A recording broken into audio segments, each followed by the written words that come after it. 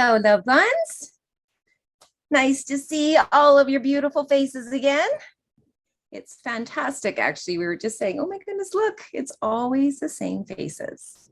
And there's a reason for that. You might even be talking about that a little bit later, as if you didn't talk about that enough last night. Oh my goodness, I pushed record and tried to trick him that I wasn't recording. And I think he knew I was recording.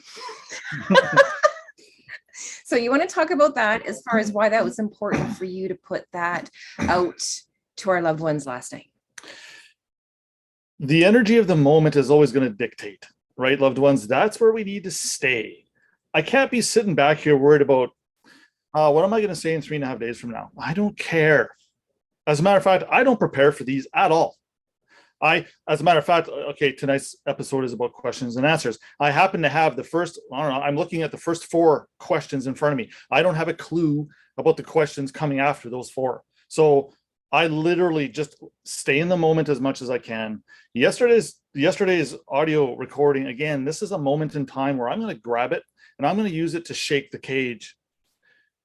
And it's a test, loved ones. That's all that I'm trying to do. I'm trying to show yourselves where you stand. If I happen to say things that incredibly offend people, I don't regret saying things. If I say things that trigger emotional responses, or I trigger a whole other level of awareness where you're like, oh shit, maybe I never really thought of that. That's all we are here to do, is to throw curveballs at you, to prepare you for the unprepared. This way you don't get caught off guard. There's nothing I see as a challenge as to never really being caught off guard. And again, this is a lofty order, loved ones. Of course it is. But yesterday's audio, again, this is just so that I'm going to lay down certain ideas. And these are for you to either take or dismiss. But just keep this in mind. It's always going to serve a purpose. Whatever result, whatever knee-jerk reaction it causes in you, let it be so. If it brought certain tears to your eye, or if it brought an incredible elated sense of happiness, or irritation, or frustration, or let's talk about that too, because there's a lot of that in your recording. Again, I'm here to stretch your imaginations. I'm here to push you. I'm here to chasten you with the rod so that you find the answers for yourself. I can throw as many things that I think are proper at you, and maybe not all of them are going to completely stick and merge. Now, again, this is all serving a greater purpose as to, again, one of the questions I'm looking at here is, what's the purpose of all this? And I'll answer that more in a more formal context here shortly. But again, when I drop certain things like I did yesterday, just let that sink in and just let it hold its place within you for a moment. And don't run from it. They taught us that when you feel things that are uncomfortable, just to stop. Go back to the way it was. Be comfortable. It's not about that. If you want to go to the next level, it's about sitting in the uncomfortable and getting comfortable with the uncomfortable.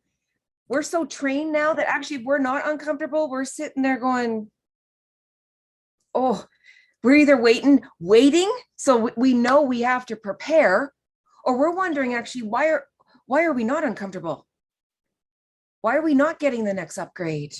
So again, this is just to push you so that you become sensitive to things that you may not otherwise have been aware of, which is essentially just creating more space in this vast context of a mindscape that we have.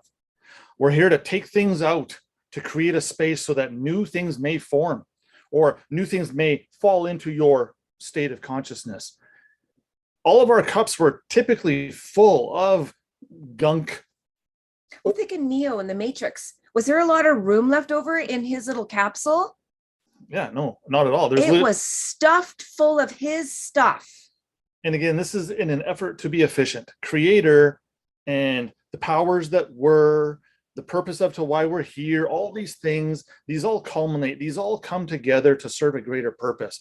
I love to think of life as nothing more than a test. It's a test to see what you're capable of doing.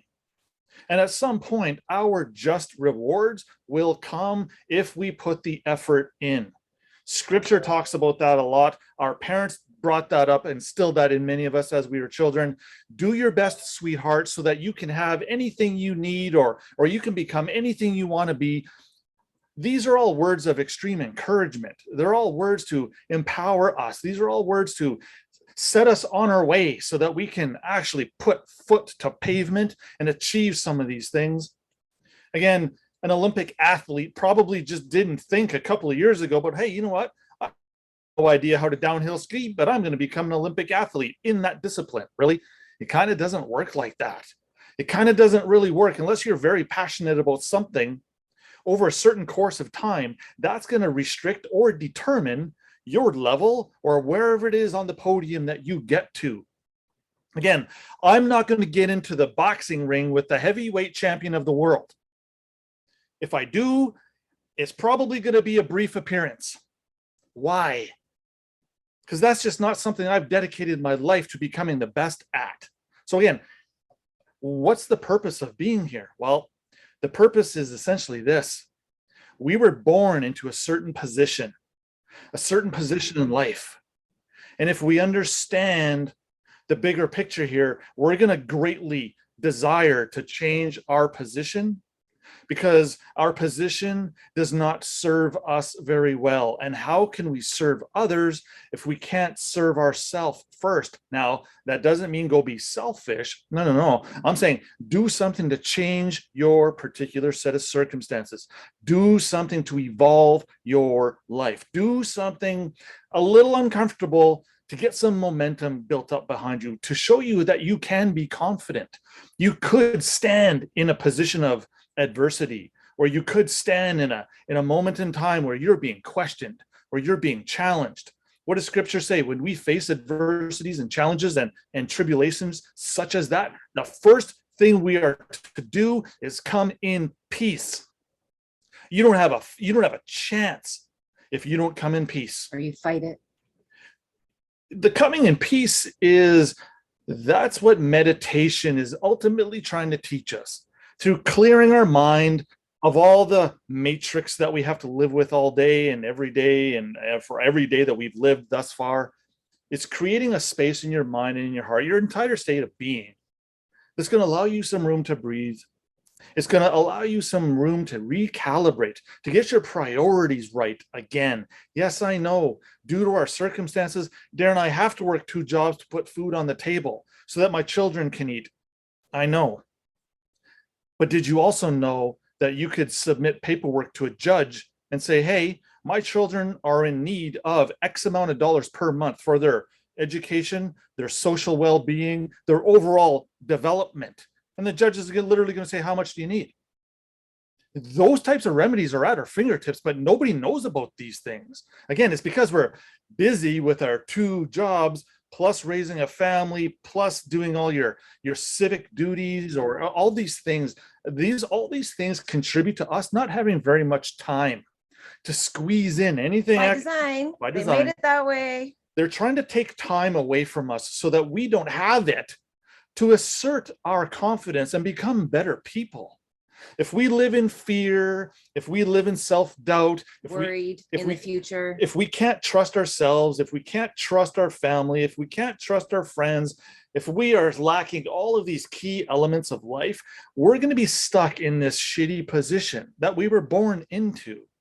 Now, this is why I'm suggesting we have a better purpose if we open our minds and our hearts to something greater. Now, again, these words will just bounce off of people that are very happy with their life situation, that are very content with what it is they've achieved, what it is they intend to achieve, and where they happen to be right now. Again, there's 100 gazillion stories out there about, people with money that as soon as they acquire it, they are some of the first to come forward and say, yeah, you know what? The money didn't bring me the happiness that I thought it would have. And I think I understand that. I believe I can comprehend where they're coming from. Money is only going to be a medium of exchange. And depending on the energy we attach to it, that's what's going to determine our overall joy and happiness in life. Really? We all, for some reason, equate this to money. Money is not your source, loved ones. No, but we were trained that it was. So this is why, And many cords we Oh, have it's- to it. it's- MasterCards and Visas and lines of credit and bank accounts. And to change it in the financial aspect of cords, loved ones, most of us are littered with them. yeah. And So it's a serious attachment. We get that. and again, this is solely because of our lack of wisdom, our lack of better choices, our lack of wanting to do better, and our lack of actually executing all of this stuff. Having the faith to stand in some of the things that we're looking at on paper, especially to stand in some of the vibrations we're getting from when we read scripture. Again, I was developing something that I'm going to release at the end of this presentation regarding questions and answers. And all it is about, I think it's literally 5 pages, but it's spaced roughly, it's spaced out a lot, so it's not solid 5 pages, but it's just a bunch of little statements. It's almost like Proverbs out of the Bible, just little statements where they're equity bombs. These are all equity bombs. And again, this is the technical language. This is the hard stuff to read. There's virtually no punctuation in it, a little bit, but not much. And all these things just kind of run into each other. But you're going to see how it's laid out, how it starts to tell a bit of a picture. Because why am I doing this at the end of today's segment? Well, I think in the very near future here, probably even the next segment, is when I'll be releasing all the work in respects to the deeds that we're talking about presenting with our packages here. Now, these little statements of interest or notices of interest are sort of meat and potatoes that we could put in letters to creditors or in our paperwork or in our court documents or things of this nature, because it's, like I said, it's very technical. It's all substance. It has no regard for fluff. And like I said, I got 5 pages of these. I'll probably just read them so you can put voice imprint to text, but then I'm not going to go into any time explaining these things. I'll allocate maybe 10 or 15 minutes of the next segment to address some questions or concerns about some of these little paragraphs. And then I'm going to get more so into the deed, because again, I've been promising that and we're overdue already. So again, back to, what am I getting back to? I already lost it. Well, let's just go nicely into the course that formed itself today based on a loved one who has sent us some information. He's known on our chat as X. Hopefully he will change his name shortly to Samuel, because that's his name.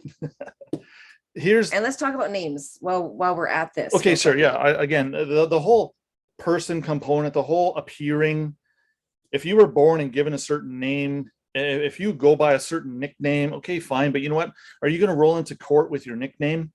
Are you going to your username? Are you going to attach your nickname to your documents? Are you going to put X as the plaintiff in a motion before the Supreme Court of wherever it is that you are? These types of things. So no, all we're trying to encourage is as much reality, loved ones, as possible. We're trying to get away from the whole mask thing. Again, I mentioned this in the audio segment yesterday. And if you haven't all listened to that, that's fine. I'm just suggesting it was in there. If you show up in your all caps name, as we have our whole lives, that's ingrained in us. We believe that to be us. Now we go and we put on a corporate office name secondarily to your birth all caps name, such as I'm a police officer. That's another whole title. That's another whole mask. And now you're going to show up on a live chat as, I don't want to keep using X as an example, so let's just use Y or Z. Actually, I said Z yesterday. But so you can see the amount of layers that we start kind of retracting from. We're literally that many layers from the absolute truth. This is all we're trying to do, loved ones, is get us comfortable in a position of absolute truth. When you're standing in your truth, if it's of the right truth, again, keep in mind, loved ones, your truth may not be the truth. Again, we've all led these lives of deceit, despair, dishonesty, it's your truth as you know it. All these bad things again. So even though you might believe and think something as the truth right now, you know what? I could say something in this conversation that sparks an interest. It piques your something where or pisses you off. Or something happens where there's a chemical goings on where now you're actually open to change. So all we're trying to suggest your loved ones is let's get all the layers off of us. This is literally the becoming clean as we can. So although our pseudo names may have served a certain purpose in the past, you know what? Let's just stand in our confidence that, you know what? We don't need those. We don't need to hide from anything. There's no saving grace for us when we are acting, 2 or 3 or 5 layers deep. You don't have to hide anymore. That's the whole point. And we have loved ones amongst us who are using our remedy and going to court, and they're coming to me and I'm like, I'm sorry, your name is X online, and sorry, Samuel, I'm going to use you as an example. We're helping you out. So sorry, buddy, you're going to get a few messages along the way. And so I had to say, what is your name? And again, this is just being in a position where we have no regard for our fears or our doubts. They don't bother me at all anymore. And eventually you're going to get to a point where all those things that used to haunt you are going to stop. They're going to stop having so much power and control over you. This is where coming to grips with learning how to control our emotions is key. That's part of the purpose of why we're here, is learning how to control such an incredibly uncontrollable thing. Intense emotions, like when you're in court. That's when you're maxed out, loved ones. So this process that I'm talking about developing here is more so our 30% of equity mixed entirely with the 70% of the spiritual. And we're going to put you in a position where you're on the phone with the judge, or you're standing in court talking to the judge, so that when the judge says to you, such and such and such and such, you're going to answer correctly, because we can show you, well, see, look, that's a little bit of a spiritual question right there. And look how it instantly ties into an equitable answer. And boom, if you've done your homework, you're not going to say some 3D shit answer that's going to jump start you right back into the legal system. This is where these little tidbits, this whole walking into court, that is our ultimate test. And again, scripture talks about, in those days, go unto the judges to be judged, to be absolved of all your sins. Really? If I was the judge, I said, okay, David, what sins do you request of me to be absolved of? I hope your answer would not be, well, just all of them. How can you be forgiven for something that you don't admit to? Yes, at the end of the day, we'll be absolved of all of our sins once we start this ball rolling. However, have it in your mind, well, you know what, Your Honor, I happen to know and I assert the following as to be the truth, the whole truth, and nothing but the truth. I realize I admittedly and by my own voluntary action broke the first commandment. I talked about this yesterday, and this is the nuts and bolts of what I was trying to say about the stealing and raping and killing stuff. After you break that first one, you are presumed to have been guilty of all the rest. So if I were to go to a judge now and say, you know what, Your Honor, I wish to be absolved of all my sins, namely all the commandments that I broke. There, you've just given the judge 10 examples, because you know you broke the first one, and therefore you're guilty of all. So if I were to say to you, so Stephanie, are you guilty of the 5th commandment? And if Stephanie's answer was, no, absolutely, no, I'm not. But yet you're guilty of the first one. Yes. So see how you're literally caught in a place of denial? I didn't steal. I didn't kill. I didn't covet thy neighbor's wife. Yes, we all did. We're all guilty of all of these things, only because we broke the first one by default. I'm not suggesting you've actually gone out and killed and raped and stolen and all these things, but you know what? In the eyes of equity, in the eyes of our Creator, yes, we are all guilty of that. On a spiritual level, we did. We did. And again, this is why this whole idolatrous combination of having dirty hands and worshiping idols, replacing our Creator, our Father, and putting something else in His place. This is called usurping the throne. If you've usurped the throne, you've taken His throne unto yourself, and now you've created an image in something not of our Creator, and whack, we get lightning bolts for that our whole life. So again, the purpose of walking into court now, we're going to develop this a little bit. It'll be like, let's talk about developing this a little bit. This is the course that we were talking about, because we had a loved one go to court. Yeah, not long ago. I'm talking like just a handful of days ago. So we were going to do this for our dear Samuel, who's not here today, but we are going to be postponing this because we're going to put this into a court situation. We're going to create test examples on the judge says this. What do you say? Because in this court situation, the loved one said this. And I would, And he's wondering why his remedy didn't work. It wasn't the remedy that didn't work. and again, it's when you hear this audio presentation of our loved one here actually in court. And again, we're going to scrub the voice a little bit. We're going to put some computerizing on the voices so you can't quite, And slow down. establish who it is. Just this way, we're just protecting the interests of the parties. And again, I think this is an amicable and a proper thing to do. I'm not here to get judges in trouble. I'm not here to get police officers in trouble. I forgave the officer that tased me and then threw me in jail for 3 months.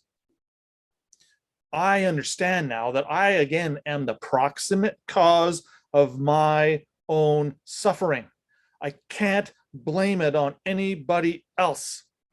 Dean used to try to do that back in the day. Oh, I was deceived and fraud vitiates all. And I was unknowingly thrusted into that social citizen contract and I didn't know. And yeah, I know. Okay, well, those are all good excuses on the surface. But at the end of the day, the courts presume that everyone in court knows the difference between the rules at law and the rules of equity. That's presumed. The court thinks you already know what equity is. And it's just your choice by not exercising it. And it's yours to screw up. The courts are very neutral. The courts are very unbiased. They only operate on the information brought to them.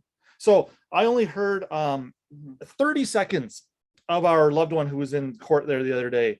And again, this is as Kim has suggested, this is a beautiful example of how the judges are on our side and how the judges are here to help and that the system is over and over. She kept asking over and over the same question, hoping he'd say the right thing. And he didn't, which is why at the end of the day, he didn't get the remedy he wanted. And he's like, how come? So what we're going to do is we're going to create a course here where I'm going to actually take the audio segments where the judge says this, and then our loved one said that. What would you say? And then I'm going to turn it into a multiple choice where this is what Darren would suggest. And we'll throw, I'm going to be honest, we'll throw the one best answer, then we'll throw a couple of loose ones. We don't do trickster questions. And then I'm going to throw a couple in there that are like, absolutely don't use these ones. But again, they're just to tickle your imagination, to get your processes moving. Get that blood flowing, get that oxygen to layers of your brain that's never really experienced it before. And start learning the language and how you're going to speak and using all of your tools. This is why we're combining all of equity right now. Because if you're in court and you're yelling and screaming, you missed it. If you lose your voice because you're yelling at the judge. Oh, really? Yeah, see, again, you need to go back and watch some more of these videos. So this is where you pull in your tools. And realign. And you go in calm, full, charged, aligned with spirit in your ear. Imagine. So you actually know what to say. You don't get flustered. You're not going to you for the answer. You're so aligned. You're able to speak equity because you are it.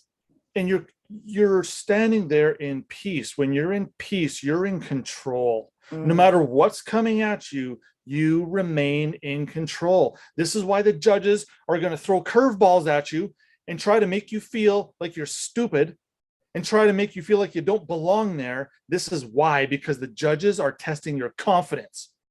He will not let you go to manage your own affairs if you cannot do it. Or show you're capable and able within the legal system. And I thank the Lord for the judges adhering to such strict protocol, because I totally appreciate them forcing me to become the best that I can. I don't like half-assing anything. I never have. If I can't win, if I can't do my best, if I can't super achieve, I won't do it. That's why I don't gamble. That's something I can't really control. Therefore, I don't participate. I've been to Vegas twice and I never dropped a nickel.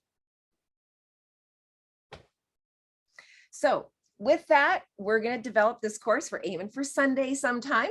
We're going to put that recording out.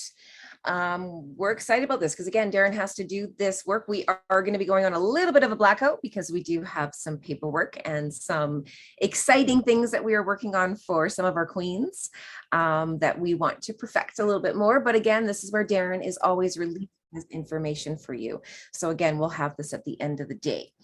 Okay, so we want to first of all get into the children questions that we had. And we are really encouraging loved ones that if you have little ones that you're trying to do this process for, that you involve them in it. We see some of your loved ones, your little ones come in and you push them out.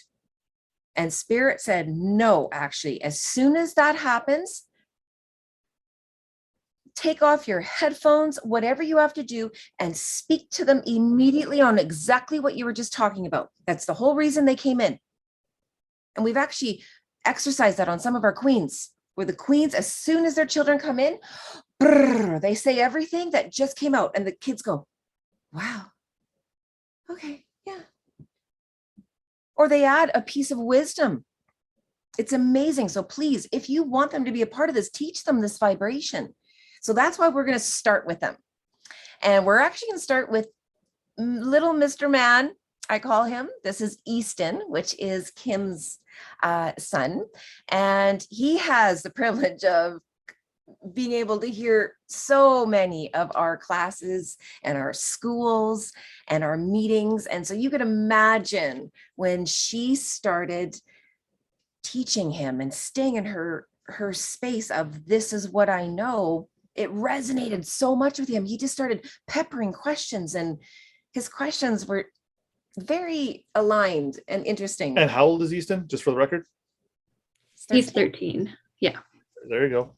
Okay, so he will be joining us. He wasn't able to tonight, but nonetheless, these were questions that were very pressing for him. So we wanted to give him a few answers on that. So his first question is, why are we here? Are we just here to go to school and to work? Why were we created? Whew, not bad for Not a 13-year-old. loaded question at all. Okay. Why? Why? Just the biggest question everyone wants to know. So why were we created? I'm going to just kind of boil it down like this. As a guy who can take a ball of clay and turn it into something, as a guy who can take a pencil and a blank piece of paper, I can make something appear. This guy can take things and put them together just to see what happens. So you can imagine if there is an incredible power out there that is able and willing to put certain energies together just to see what happens. What if one of those results was you? Now, what if the creator intends to create something perfect? After a while, once the creator creates that perfect thing, creator's job is sort of done. He already knows how to create the perfect thing. Is he going to continue to create stuff when the perfect thing is now perfect? I'm going to suggest not really. There's a certain entertainment value to creating just to see what's possible. So for an ultimate power out there that can literally create anything, is anything possible? Yes. But is all of those anythings out there right now? I'm going to suggest no. Not everything is in creation right now. It can't be. That would suggest that creation's job is over. And that it's never growing. And that it won't continue to grow, expand, get better, or worse, whatever. So you can imagine now as a creator, if I'm going to create a sketch of a cat, I'm going to do the best I can with what I got to create this sketch. And then I'm going to set it down, right? It's perfect, correct? Well, every time I look at that sketch, I see flaws. I see problems. I see, well, you know what? I could put a little more shading right there. I could put another line right there. I could add some color over there. So was that initial sketch perfect? No. I'm going to suggest that creator has a tough time creating something that's perfect other than itself. So creator is trying to recreate perfect in all of us. In a spiritual level, of course. I'm not suggesting that a rock is spiritually able to perfect its own interests and record that at land titles? No, it's a rock. It's not capable of such things. But we as created ones, we are. So just as a pure entertainment value here, I'm going to create something just to see what happens and just to see what it does. That alone is enough reason to go ahead and create it, just to see what it does on its own. Little petri dishes, little constructs, little things going on.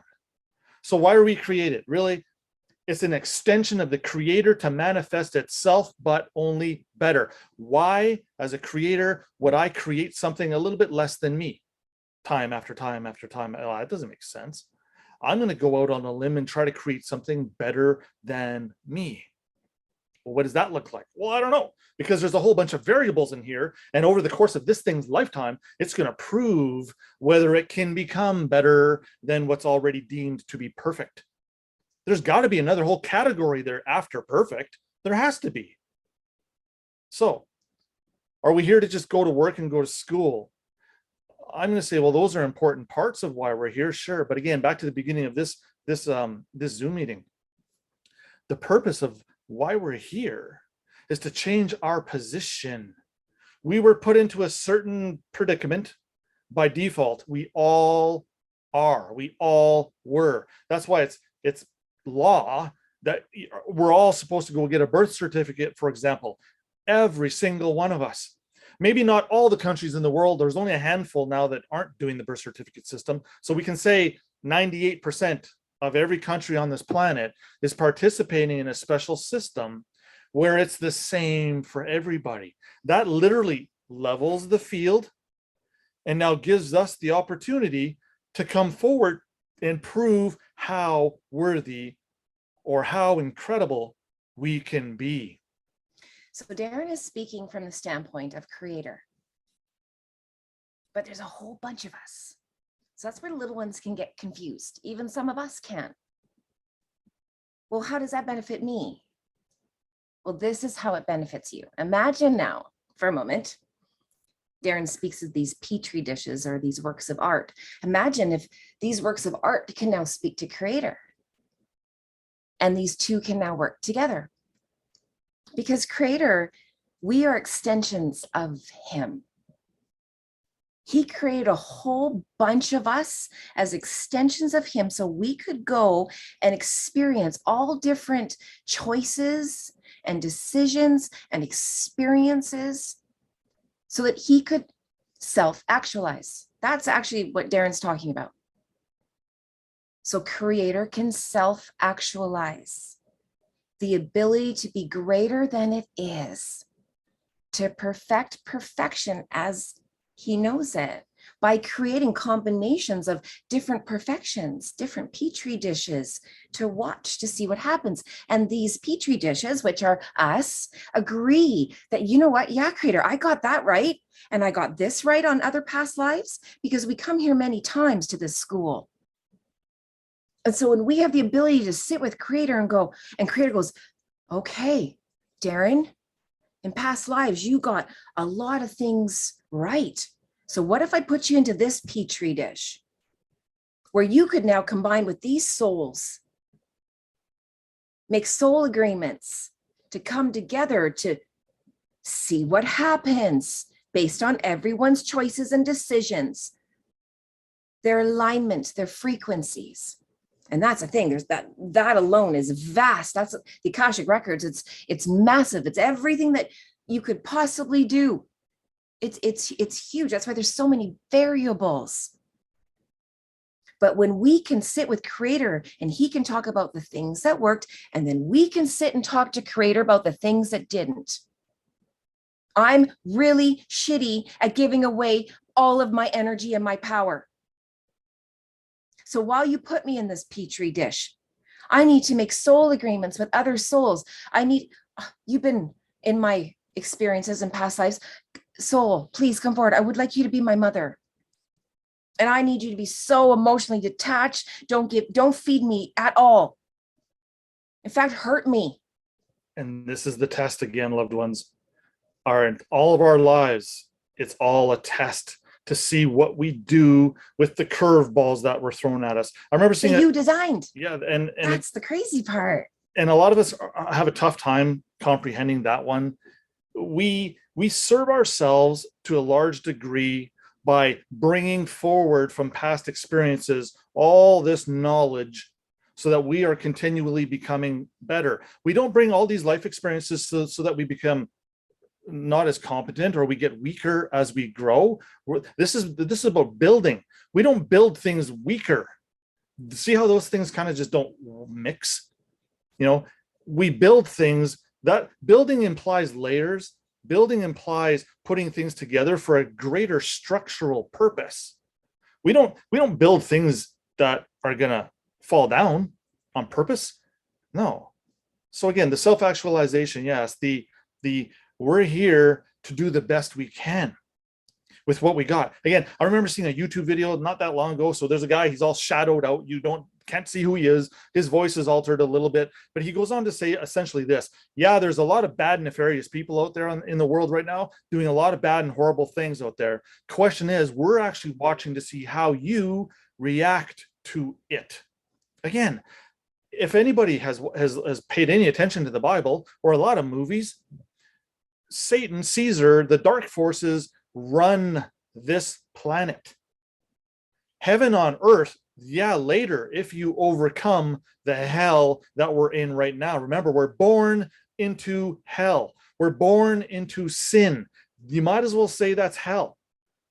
So if you're comfortable in hell and you have no desire to ever get out of that place, or you found a way to make hell comfortable, more importantly, then okay, then maybe our programs aren't necessarily for you. But for others, there are some of us who are scrambling to get out of hell because we know there's better. It's not very friendly. It has to be. It's not a friendly place. So if you know a friendly place is better, but you're just going to stay here, I can't work with that. We have a tough time trying to get you motivated.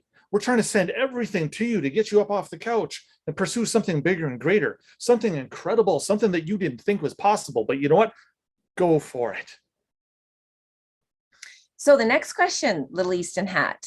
And again, we that question alone, little man, we could talk about for hours. So we could only give you a little gist on that. And hopefully Mom will kind of fill in a little bit of the questions that follow. And you know what? Again, Kim, feel free to write those down so that we can continue to build on that. But the whole idea is we're here so we can grow and learn. So as a collective, which is a whole bunch of souls that came from Father, we can keep growing and learning and becoming greater and better than we are.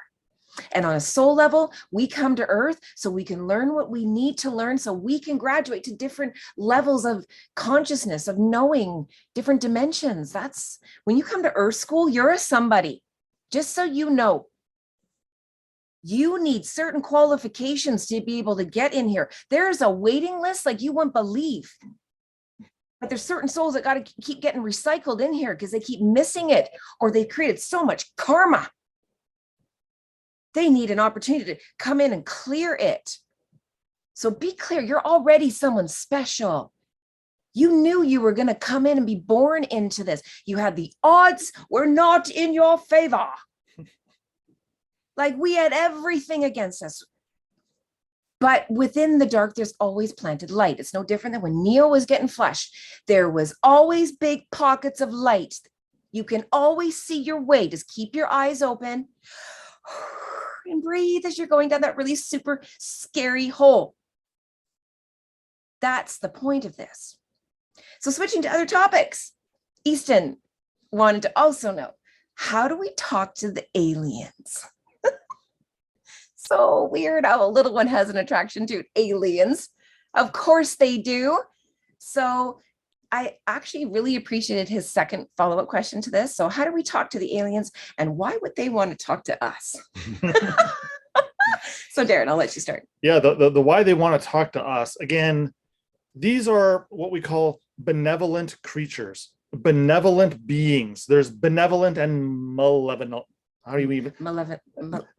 Benevolent. There you go. Okay, so one is known. The benevolent ones are good, and then the other one I can barely pronounce. They're sort of the darker ones that aren't very nice. They're kind of nasty, as a matter of fact. So really, both of them are talking to us because they want to control you, either for the good or the bad. They want to help you get to your best place in your best timeline. There's good aliens and there's bad aliens, So like when- anything. When we spend our lives focusing on the darker side of the messages, or wanting to hurt people, or just not be of a higher vibration, the malevolent beings, the darker ones, they somehow are able to feed or literally eat our energy, our fear, and our doubt that we are putting out there all the time. Again, remember, we as this species, we are transmitters and we are receivers. We're capable of sending out impulses of electricity and receiving signals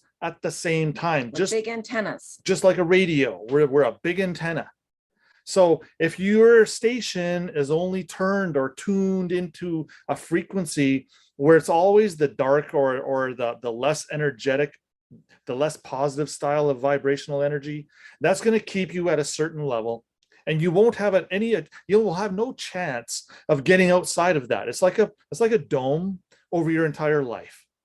So what the aliens are trying to encourage. It's like headphones. It's like you have headphones on and you have to take the headphones on to hear the aliens. Yeah, if you're listening to music with headphones on, you can't hear mom shaking the wooden spoon at you. You're probably thinking, well, that's because I didn't clean my room and make my bed, but I can't hear her, so I'm just going to ignore her for a little while. See, no, after a while, mom's going to come over and hit you with the wooden spoon because you didn't show her the respect by taking the headphones off. What we're asking here is to take the headphones off and listen to a different message. The good aliens, and again, an alien is literally anything that we're not familiar with. If it's not right here, if you can't make physical contact with it, we as a species call that an alien. We can't relate to it directly, whether it's a spirit, supernatural, if it's a ghost, or if it's beings on another planet, whatever it is, we're just not familiar with it. So we call it alien. Alien literally means I don't quite comprehend. I've never seen this before, so I'm at a bit of a loss for words.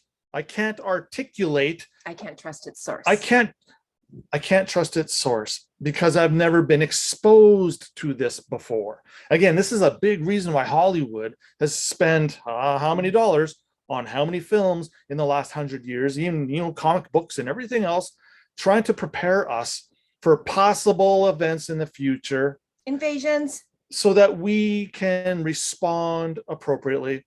If an alien invasion scares us, you, then again, this is room for shining light on something that, hey, wait a minute, what if they aren't to be feared? Why would I create an element of fear for myself when I'm actually not speaking or I'm not talking to an alien? Why do I even have that belief system? So now why would they want to talk to us? Imagine we're so special. Everybody wants to talk to us, all of them. But only a few of us in the Earth School can hear them. So the aliens look for people that can hear them. And the ones that can hear them are the ones that are rising above the smog, the heavy energies. Because the ones in the heavy sludge 3D, you can't hear aliens. You can't hear spirit. You can't feel the energy moving through your body. You're too heavy. We got to get to crystalline levels. We need to get to light, literally light, as in the color and is in the weight. So that entails some things. And the ones, if you want to talk to aliens, and you got to work on your basic spiritual tools, learn to breathe, get rid of your shit, get rid of your sludge, learn to release all that stuff so that you can raise your vibration. Because as you raise your vibration, they're in a higher vibration. So they have to come down to speak to the ones of a lower vibration, but they can only come down so much. And then it's a trespass. They're not meant to come down to us, as Darren has spoken out about. That doesn't serve us. We're meant to ascend to them. That's why we're meant to raise our consciousness, our way of knowing, remembering. And the simplest way to do that is to manage yourself. The biggest way, the clearest path, the easiest method to achieving some of these things is don't be afraid. As soon as you're fearful, or as soon as you think Your something, vibration drops, loved ones. nothing will happen if you don't believe in it. And if you experience something happening, even though you didn't believe in it, it's probably there to guide you. So again, we really need to stop the knee-jerk reactions. We need to breathe for just a moment before we make our response. Again, this is why in yesterday's audio segment, I suggested getting good at saying one sentence and then just pause for a moment, go over that in your head real quick, analyze it. Did that get the job done? Yeah, okay. Continue with your next sentence. Instead of putting together a whole paragraph worth of sentences where you're kind of wasting time. You're kind of just not getting the message across. There's a lot of doubt. There's a lot of fear. There's a lot of conflict. There's a lot of uncertainty. So just take that moment, start with one sentence at a time until you get really good at this. And Darren talked about that. So let's summarize this question. How do you talk to aliens? Who do you think aliens are? It's anything other than us. So we're talking angels, archangels. We're talking Palladians, Arcturians. We're talking all of the love and the light, the helpers, the healers, everything. There's a lot of energy. There's a lot of entities. There's a lot of energetic entities back there where we just can't quite see them with our eyes, but that doesn't mean that they're not real. Or that we can't have the ability to tap into them. And if you have that ability to tap into them and you're walking your ass into court, this is why that 70% is so important. We had a loved one take the remedy and he dropped it because of his 70% was not in alignment. Equity will hide itself. This is why we talk about this so much, loved ones. It's so important to be tapped in, because when you're asked that question then from the judge, if you are in alignment, the way will be shown. The way will come out. That's the whole idea. This is about being able to talk to management, loved ones. Who do you think management is? The aliens. It's that whole family. And this is where our choice of language and our conduct, again, we're trying to get away from the con words, but we know what the word conduct means. It's their way of being. They're watching your behavior.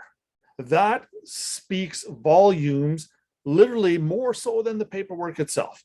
The judges have the power, loved ones. Your paperwork might be correct, but if you're standing in court yelling at the judge and losing your voice, the judge has the power to just next. You have our blessing, judges. The judges can act at their own discretion.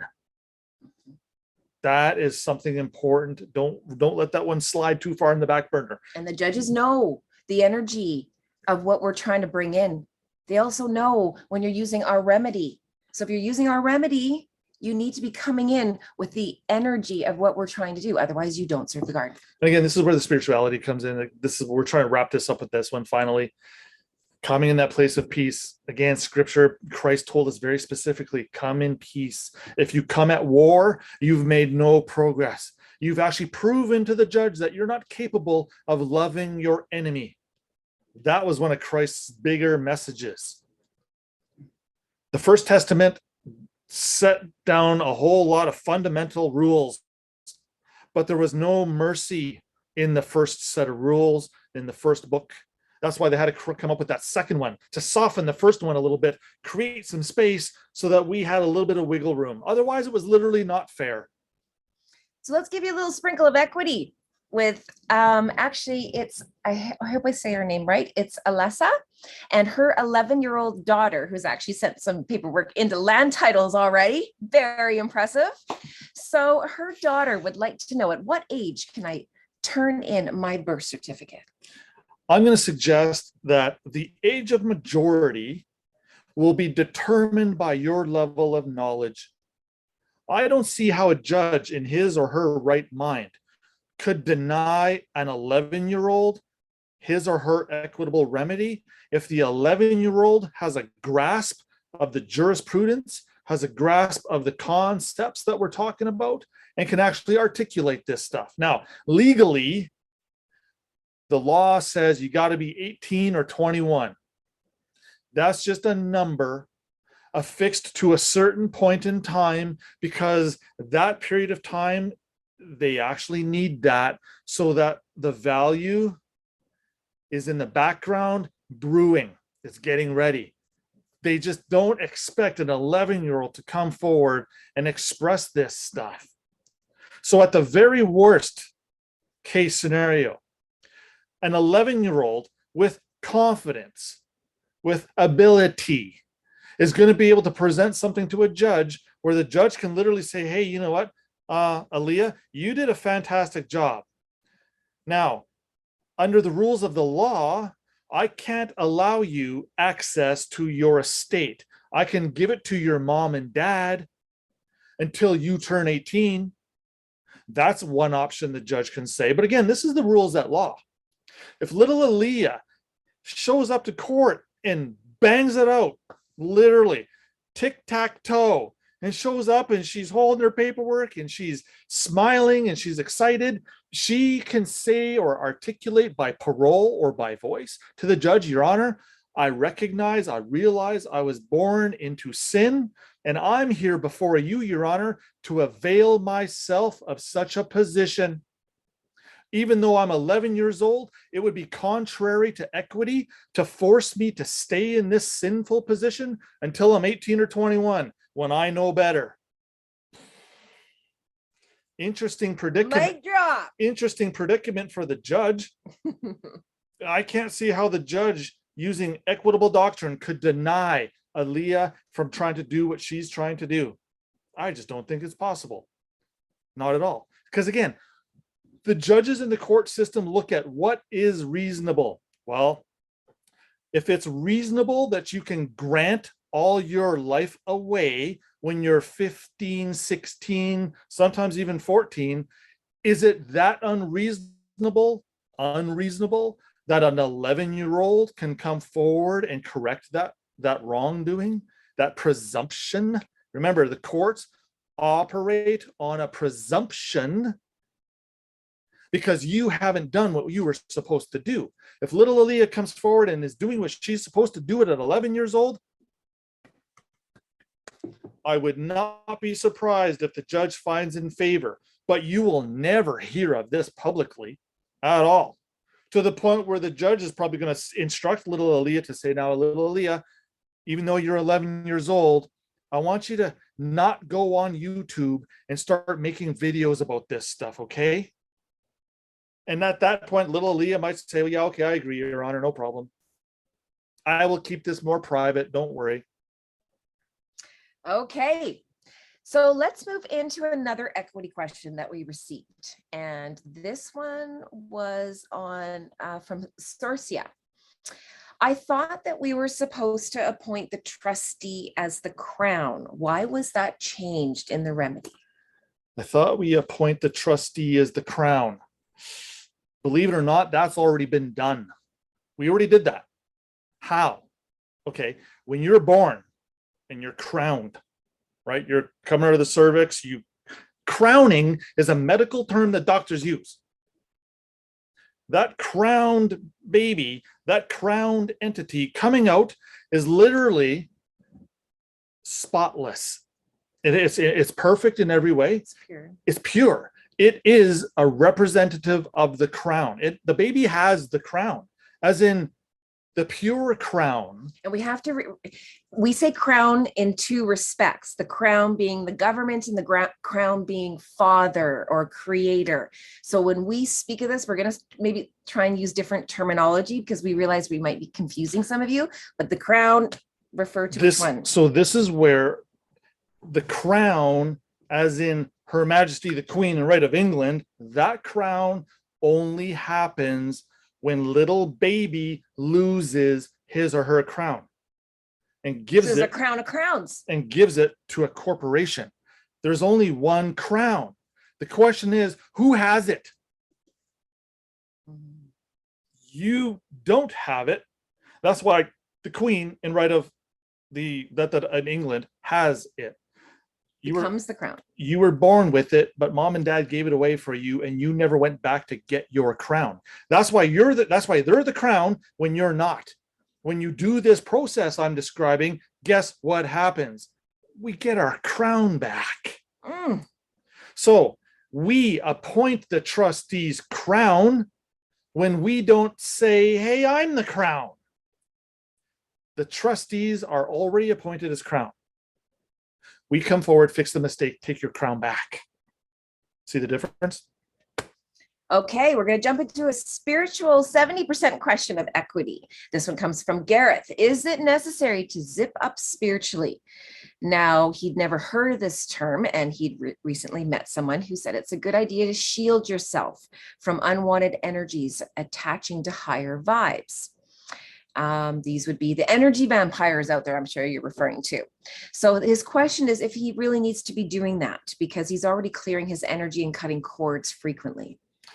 I'm going to suggest this is an ongoing process. It's like a video game. When you start off in level 1, you'll pick up, you'll find one little item that helps your journey in the game.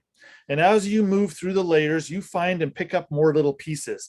You'll notice sometimes you'll pick up a wooden sword, and then you'll pick up a bronze sword, and then you pick up the golden sword or silver sword, and then the gold, and then the extra special crazy sword. But you see how there's these layers, there's this progression. This is why we really need to focus on starting the game properly. Acquire better armor. Scripture says we can have armor, God's armor, to protect us from all those energy vampires out there. Well, how do you get God's armor? How do you get this magical suit? You got to play the game. You got to go through the levels. You got to lift up rocks. You got to look behind trees. You got to open the box. You got to see what's in there. So many video games are based on this concept. This is you spiritually seeking, exploring, and finding the truth. You're going to find little pieces of truth, and the more truth pieces you find, pretty soon you'll develop a shield. Do you notice when you get a shield, you're a little bit more ballsy in the game? Yeah, of course, right? Because you're not as vulnerable anymore. When you are not vulnerable to attack at all, you're literally unstoppable, and now it's just a matter of time until you finish the game. If nothing can defeat you in battle, well, you essentially won. And again, so many video games are based on this idea. So should you zip up? Hell yes. Yeah. Oh my goodness. Feet hit the ground, loved ones. Open your crown. Just fluff your wings. Put an invisible white shield around you. Fill it up with whatever color you feel you need. Rainbows if you want. Put a unicorn in there. I don't care. Recognize how special you are. As soon as you realize, wow, I'm here to serve Creator.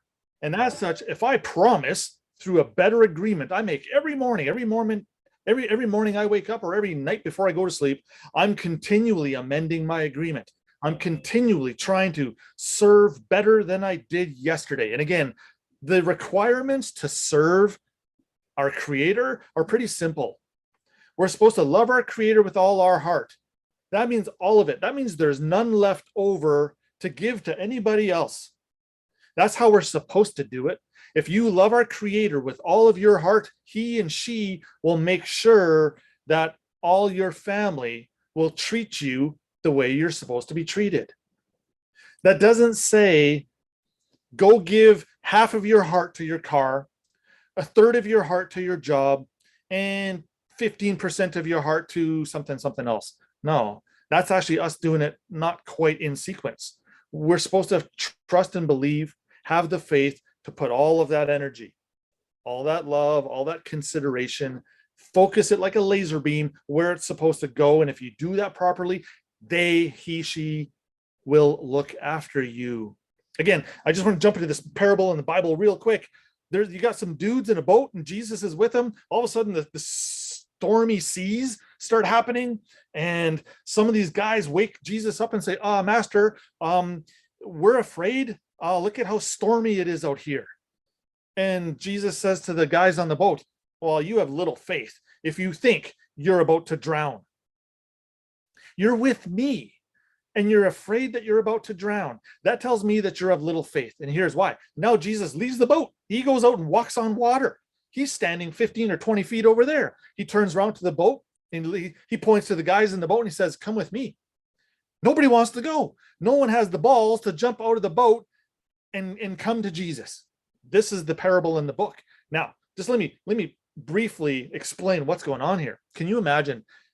You've witnessed some of Christ's healings. Miracles. You've witnessed some miracles. You've heard these stories. There's an incredible energy around this particular man. There's something very special going on here. Do you think for a moment, if you jumped out of the boat in order to be with Christ, so let's pretend you did drown. Let's just pretend.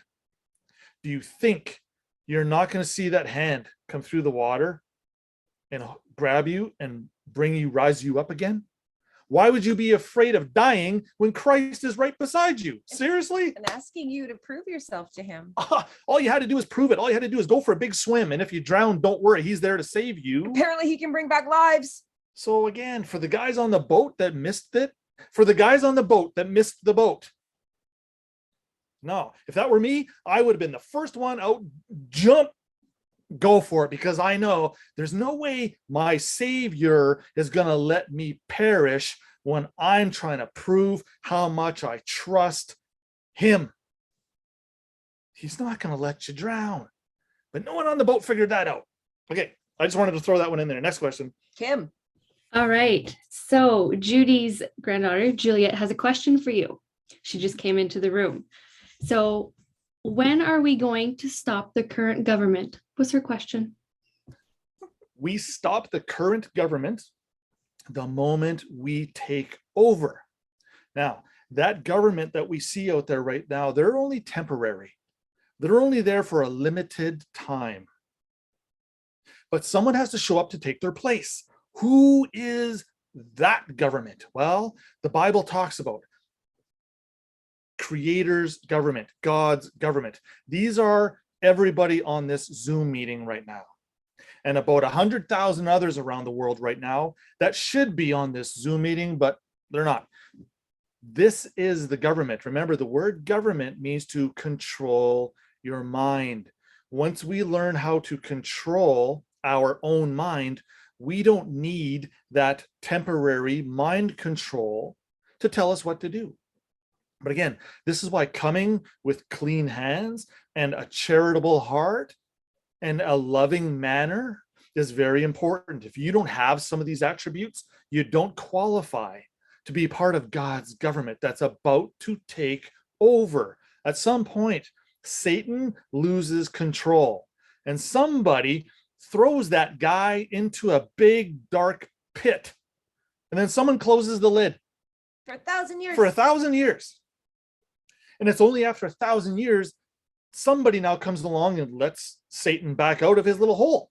Satan comes out, looks around and says, okay, who can I manipulate? Who can I deceive? But you know what? There will be nobody there that believes anything he says. Now Satan will serve no purpose. And because he serves no purpose, his program gets deleted. So I love the children coming forward with questions like this. Incredible loved ones. And I know Easton is probably listening to this in the background. He might be just behind the plant there behind Kim. I don't know. I can't see him. But when he does listen to this, Easton, I need you to understand something. We're all here to listen to you. Judy's granddaughter, we're listening to you right now. That government takes over the moment you stop serving the government that's out there right now. That's when we take over. That's why the work we are doing is so important. And we have to teach that. We can't take away a government until there's something to replace it. There you go. My brother Dean for 10 years was very vocal on these social media platforms, talking about how we need to take the government down. Imagine if we did that right now, or even years ago. Be horrible. If we took the government down, there needed to be something in place to take over. And if that didn't happen, we would have chaos. We almost have chaos right now. We're literally one breath away. That's how fine the line is. But the moment that we fix the mistake we made when we were 16 years old, we literally get our dominion back. Dominion means your control. And as such, when you have control, you are now the government. The government that you see out there right now, they will now listen to you. You have the power to tell the government what to do. So more to come on that. We're going to go into one. Oh, sorry. Go ahead. Sorry, I made a slight mistake, so I would like to correct the record. It is Judy's daughter. not her granddaughter. So that was mad. That was Well, my. she's probably grand and special anyway, so sure. Absolutely. Thank you so much, Judy. And you tell her we welcome any more future questions. Yeah, absolutely. Okay, so we want to go into one more from Joanne that she put up. And Joanne, we have to say, first of all, we are so impressed with your questions. Girl, talk about some dialed spiritual thinking beyond the 3D. This is when we know our loved ones are starting to gather the higher frequencies and put the dots together. And this is why it's so valuable to do this. And it's not just Joanne loved ones. Again, over the course of 10 to 12-ish months since I've been way more prolific online, I see the caliber of the questions coming at us now. And that is the proof of the progress that you all are making, and me and us, all of us together working as a team. You can see how we're all just getting better. That's one of our primary purposes of being here. So we're going to ask this one, and then we're going to go for a short little break, because we like to do little breaks on the hour now for our little butters. If you have been cutting cords, she said, and using your spiritual tools, can you show us what it looks like for an aligned soul then responding to someone who has been a trigger in the past? Yeah, this ties right back into your control. When you stand firm, when you have a firm mind, when you're convicted and staying in peace, you're not going to be triggered to act all of a sudden crazy or irrational, or you're going to fly off the handle. Those would all be misguided energies. So when we can stand solid, when we can stand on firm ground, how do you do that? You do that through practice. You do that through, next time a shitty situation comes at you, be very careful how you conduct yourself. Be very careful on how you respond. Do not let the negativity trigger you. Its only job is to trigger you, to get you to come down from where you are. And if you do, the negativity just won. The negativity just succeeded. You prove your state of being. You prove you're not double-minded. You prove you're worthy. And not going back to the same old program, doing the same thing. We respond to those triggers the same way, loved ones. This is where we can't fool ourselves. We are our best walking record. We know we can't bullshit ourselves. We can't bullshit ourselves. That's just the way it goes. So when we know for a fact, hey, the old me would have addressed that situation like this. I would have got mad. I would have thrown that across the room. I would have stomped off and not come back for 6 hours. But this time, look at the choices I made. Now sit back and watch the result. The negativity will run out of energy before you do.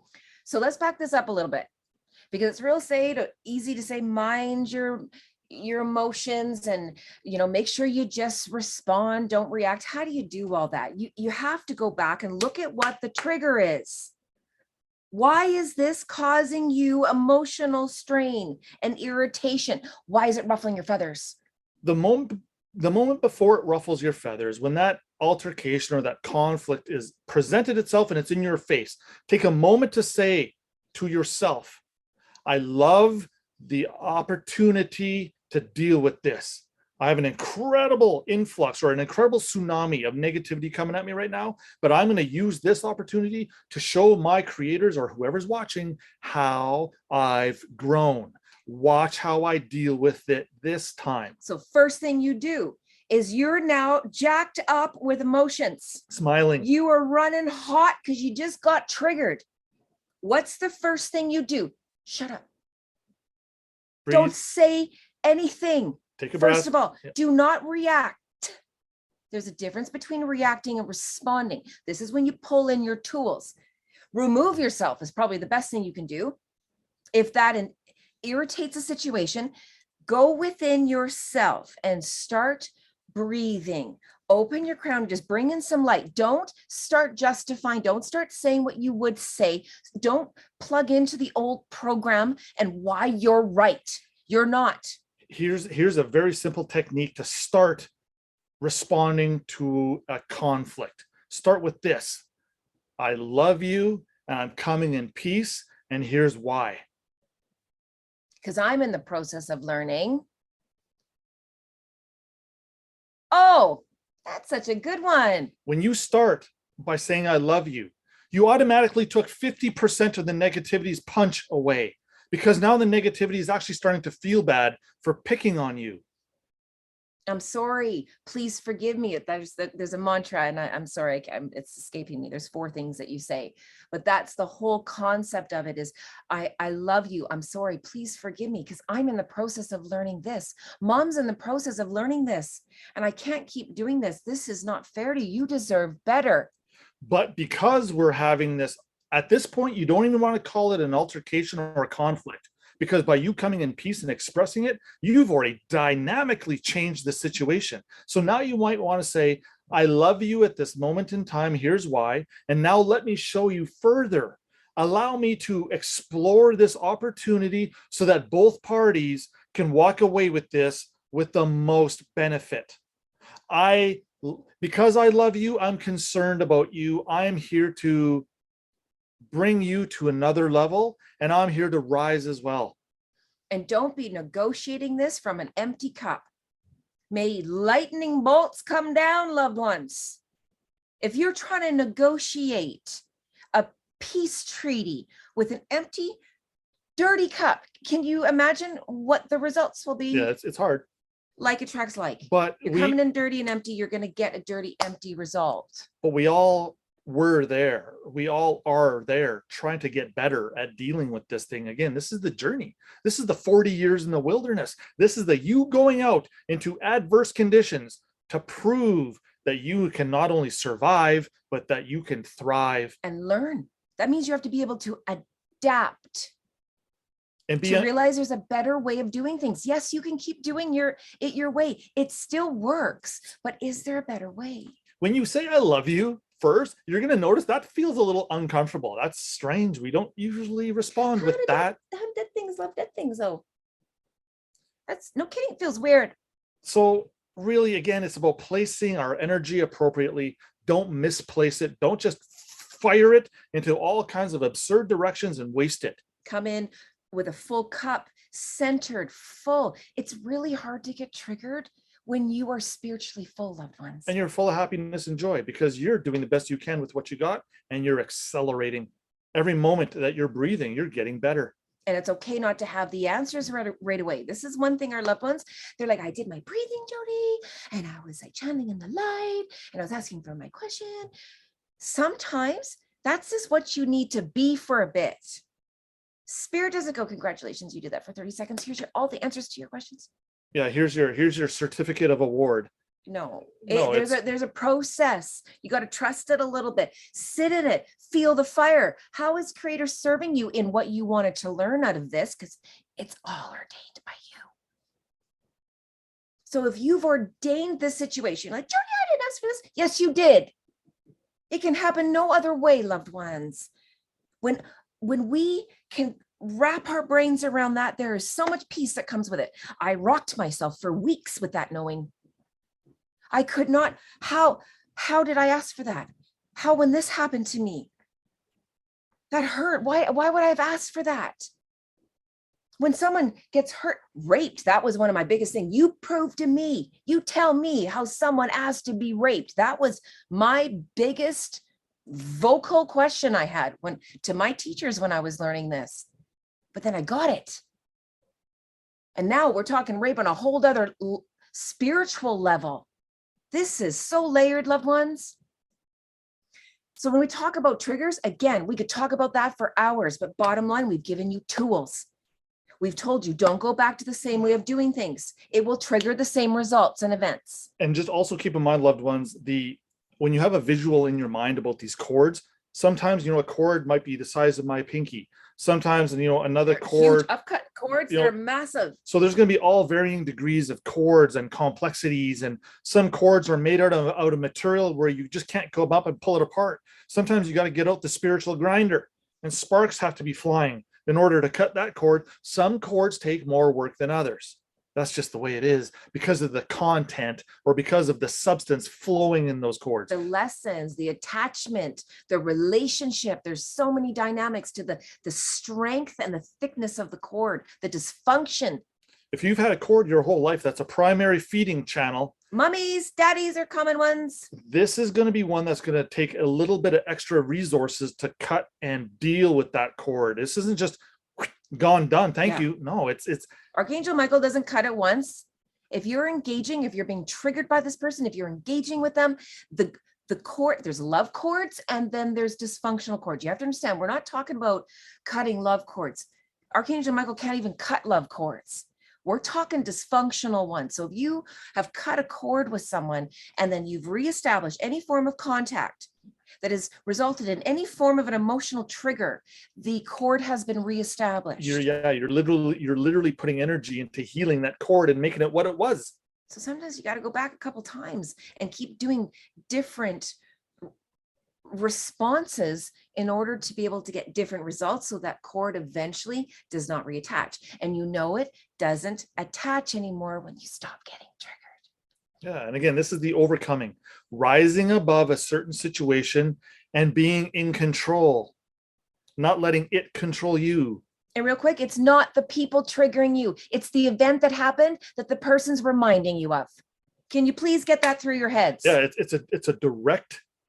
It's a direct correlation to show you Direct reflection where we need to improve and do better. that you got something in you where this energy is reminding the little you that, Mom, Dad, this reminds me of this situation. That's why sometimes we actually respond. We're like, why am I getting upset? We actually, that's the old triggering. That's the old programming playing out where we have to go, oh my God, I'm like angry now. Like, what just happened? I came in happy and I am so pissed off right now. That's why. So we're going to sit with that for a minute. Go empty your bladders. Go grab a little nibble. We'll see you in 5 minutes. Okay, loved ones, we're going to pick up the pace a little bit so we can get through some of these questions. Yeah, we've got a lot of questions. And again, we didn't get to all of them. So this is a continually compounding event that we are only just going to be able to pick away at. And again, I'm not a huge fan of 4-hour Zoom meetings. I'd rather just kind of condense it. So we're going to pick up the pace and we're going to start streamlining our answers and not put so much theatrics into a lot of what's going on. So we'll just get to it. We did pick a lot of questions though, where the answers would have included 15 of these questions.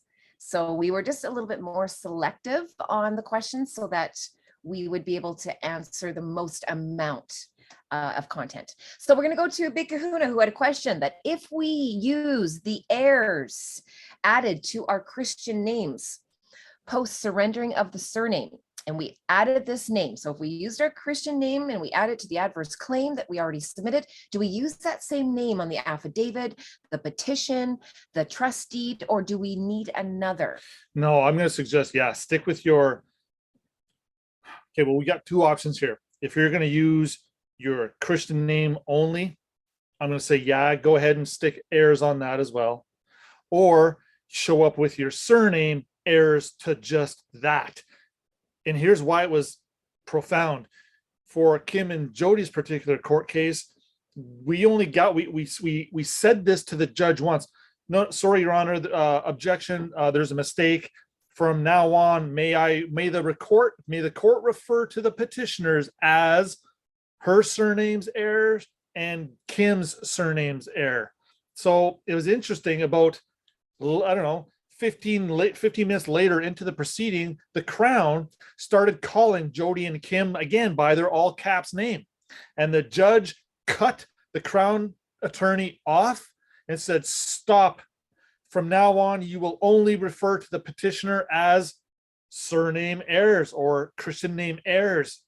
Again, as long as heirs appears, it really doesn't matter what name it's tagged to, because it's the modifier, or it's the thing that's changing the position. It's establishing a moment of priority. And boy, did the court like it. The judge liked it. He was all over it and enforced it immediately. And then the Crown prosecutor, and again, this was a Crown attorney right from the Attorney General's office. This was not a typical law firm style lawyer. No. So again, yes, use the heirs as much as you can. And is there a registered number that should be attached to or referenced in the trust deed? Yeah, I really like the idea. Whether you send yourself a little mailing identifying the two capacities, right? Again, the grantee grantor. If you haven't sent that mailing to yourself, then I suggest that the registered mailing or the priority mailing, every one of these mailing stickers comes with a little number on it. That particular number can now be identified as trust corpus, or the body of the trust, or the trust res. This is actually telling the court or the judge anything attached to this number is automatically going to be trust property. So who autographs these documents and how would you sign? Yeah, you know what? Depending on what you're trying to do, you're either going to show up as surnames heir in your grantee position, or surnames heir in your grantor position, or surnames heir in the beneficiary position. The styling of the name never changes, but the little title that you attach to it after the fact does. Now, again, showing up as grantor settlor, that's our power position. That's the one we want to get to as quick as we can to show the court something. And did you talk about how you'd sign your name? For me, for example, I'll post an example of this, but when I accepted registered mail, when it was coming to the all caps name, I signed the little registered mail digital pad, whatever, as all lowercase Darren, so lowercase d all the way through, Darren hyphen grantee. That's how I accepted registered mail. Now that proves my intent because I did it. If it wasn't my intent to show up as grantee, I wouldn't have. And you wouldn't be grantor. And then you would never get to the grantor position. So we express our intent manifested by actually doing it. At some point, again, would you ever really want to deviate from the word heirs and put something else in there? I'm going to suggest no. Always default to that heirs position. We are co-heirs with Christ. That is the best position we could ever be in. It proves that you are worthy and you are standing beside righteousness. And clearly some of that's rubbing off on us. So the next question is coming in from Colin. He asked, is a natural person naturally dead and fictional on its own definitions? Is there a contradiction happening here? I'm going to say, yeah, absolutely. A natural is there a natural monster or a natural dead thing? Yeah, it is an oxymoron on its face right there, which is why I steered away from it. Again, bringing this into perspective, the courts know what natural person is. They know that's another way of saying the man or woman. Point is, again, as I've said before in the past, because our creator father does not respect persons or even the word persons, I steer clear of it. Rather than saying a natural person, I'd rather say a natural man or a natural entity or a natural state of being, a life being, anything other than person. Just don't go near that person trap. That way you're absolutely guaranteed to stay clean. So speaking of a person trap, when you speak of registered mail, you have to present 3D identification. So how do you get around that loophole? Yeah, I'm going to suggest, okay, you can always change or alter your name on documents and records, your driver's license, for example, your passport. Believe it or not, and again, I've spoken about this on other episodes, you can make a passport application absent the surname. The passport is one of the highest held forms of identification. It carries more weight or more credibility than your driver's license. Therefore, if the highest regarded form of public ID can be made application of without the surname, then that means every other piece of identification could also be applied for without the surname. They're not going to advertise that. The public's not going to be told that this is an option. Did you hear that? You can apply for a passport without your last name. They do. What? I've seen the legislation that allows for this. I'm not making it up. And if again, as Dina suggests, don't believe me, go and do a little bit of Googling and Googling and you can see it for yourself. But yeah, that is a requirement. So Natural person, yeah, stop Yeah, using it. I'm gonna stay away from it because you're right. You're literally saying We talk about words we want to get rid of. That's right in there. I agree. You're literally saying I'm naturally dead. Yeah, I know. It's Stop it. Next question, Joanne. What is the meaning of clean hands? clean hands means absent filth. Define filth and of what kind? Filth, we're talking about sin. We're talking about a cloud. We're talking about an abandoned interest. We're talking about doing something against what's morally correct. So when we all have dirty hands because of our actions, again, remember, an action is a military term. Stand in action. Joining the action. We brought up all these soldiers to join the action. The action is conflict. Acting and conning. We want to stay away from conflict or terms of war.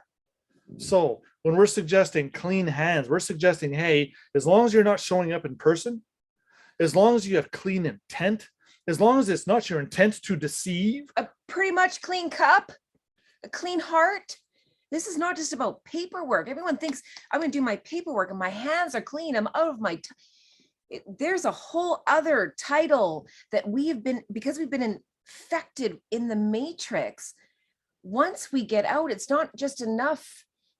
When you think of Neo coming out, there was a whole process that came to developing the other side of him to get strong in his real world. So consider our hands or this is the last appendage to articulate our intent to do wrong. You'll notice Pontius Pilate, after he could not morally condemn Christ to die, it was by order of the Jews that Pontius Pilate said, well, okay, this is not me passing a sentence. This is me just agreeing and letting what you, the mob, wants to do here. And that's why Pilate went and washed his hands he washed the blood off his hands. If you don't have clean hands, it may be presumed that they're full of blood, which means if you show up to the village and your hands are covered in blood, everyone's going to look at you and go, what'd you just do? If your answer is, well, I just harvested a deer so we could all eat, and this is deer's blood. Oh, okay, fine. Yeah, because look, here's the carcass of the deer with me. Oh, okay, fine, justified. If you now come and say, well, I took a man from the village and I killed him over there because he deserved to be killed. The village might be saying, where did you get the authority to kill such a man, and for what reasons, please? And if it's not in keeping with the village's rules, the guy who just killed the man out in the bush might also be in trouble. If the man took that man out to the bush and killed him because he watched that man kill an innocent child, well, then maybe, according to the eye for an eye code, then maybe that man is also condemned to die by a righteous man doing what's right and wrong. Again, I don't want to get into that whole argument right now, but point is, clean hands means that you don't come with the intent to deceive. The moment you don't use that legal all caps name as your own is the moment you have clean hands. And let's talk about that, the intent to deceive.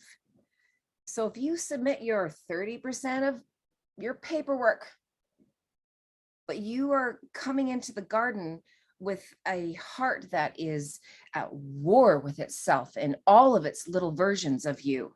Again, I talk about killing and I talked about murder in our episode yesterday, and a loved one here just posted, Big Kahuna was suggesting, yes, you murdered the truth when you intend to deceive. Oof, I just got shivers. By our own voluntary action to serve Caesar and Satan, we murdered the truth. That's why I said yesterday, literally, loved ones, we're all killers. We just don't know it. So when we talk about coming with clean hands, that is, again, a multi-layered process. The first step is, get out of Satan's world. And if you think you're just going to go and smash through the garden and grab your entire inheritance, and you did it, give your head a shake. Not with our remedy. But moving on, let's go on to Carol's question, moving into the 70% of the questions, filling your cup in your meditations. Should we do this every night, every morning, or just when we get triggered? I'm going to suggest do it as often as you can. The moment you have a moment to find your peace and stay in it, grab it every moment. After a while, you won't have to consciously go there. You'll subconsciously doing it. It'll become your primary nature. It will no longer be a second nature thing, but we all got to start somewhere. So pick a convenient time that's going to have a tremendous amount of impact, starting your day and ending your day. Huge. Two very, very important sets of time frames that's going to allow you to grow, ascend, fix mistakes, express your love, all those good things. Now, when you're being triggered, yeah, absolutely.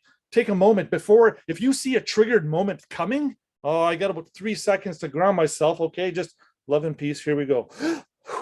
Address it, redress it, jump on it. Don't deflect, don't dismiss, don't try to get around your fears, jump at them. So again, spirit's intelligent, loved ones. It doesn't need you to repeat the same things over and over and over again, like a lunatic. They know what you mean. When we talk about imprinting, imprint the energy. You don't have to say all the words. So in the morning, in the evening, this is why many of us don't do it, because it's time consuming.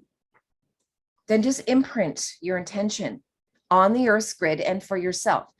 It can take seconds. When I clean my meat, when I clean myself, I don't, dear angels, archangels, to the Galactic Federation. It gets real quick. It's called team.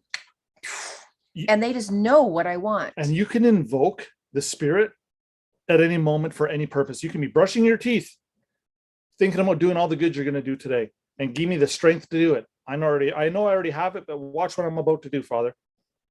And this, the more aligned you become, the less other ones will create an alignment within you.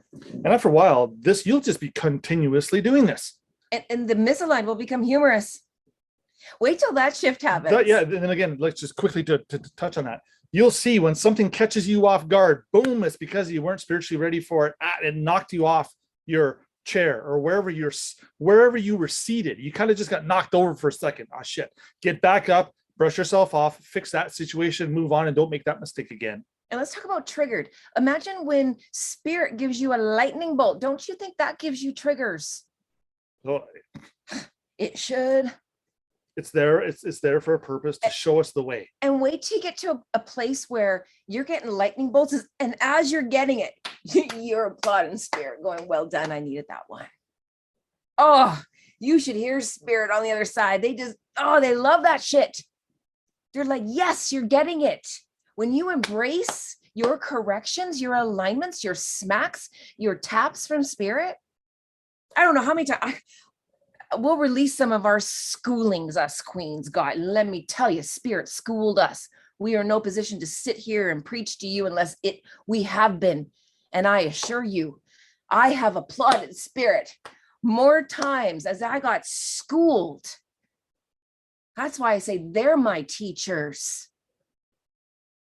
Because as soon as I get out of alignment, as soon as when I'm setting my intentions for this, if I become that, why shouldn't I get lightning bolts to get me back to this? Focused. Okay, next question. When you're filling your cup, is there a certain range of knowings that should be acquired? Or would these experiences be more specific to each individual? Yeah, each and every one of us is going to have our own little experience. They are going to be similar to others in our lives and stories and things of this nature. And we're supposed to learn from all of this and execute it within your own state of being.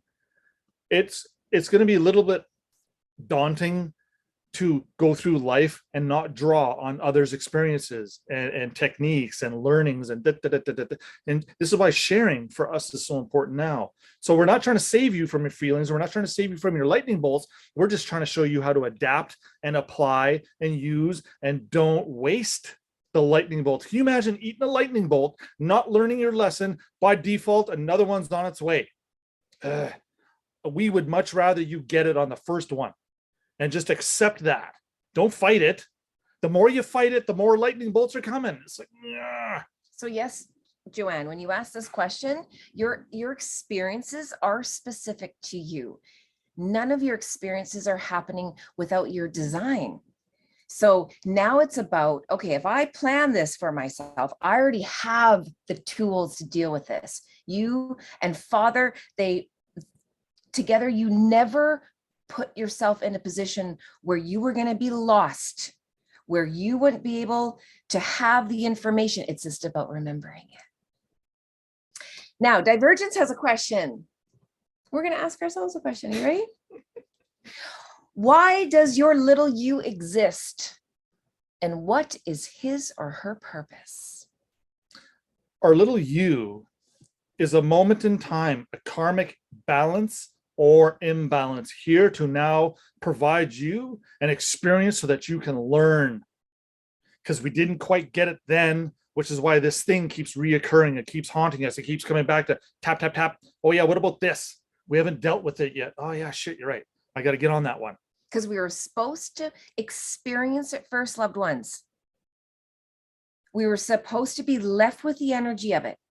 That's the whole point of being little, is we were imprinted with a scenario, a situation, a trauma, an event, a painful situation, and then we left ourselves by design. And then we designed in the future experiences of the same frequency to bring us back to this traumatic event that we created with Creator, because this is what we're supposed to learn. And we'll keep bringing actors and experiences online to bring us back to this. That's why stop getting stuck in the story, in the who's reflecting this to you. My mom's such a bitch. My girlfriend, my boss. Who's it reminding you of? What experience do you keep seeing over and over? And if you don't know, this is the importance of the little you, is to be able to set intentions to go, holy shit, I have constant actors coming online right now where I have a feeling of just no power.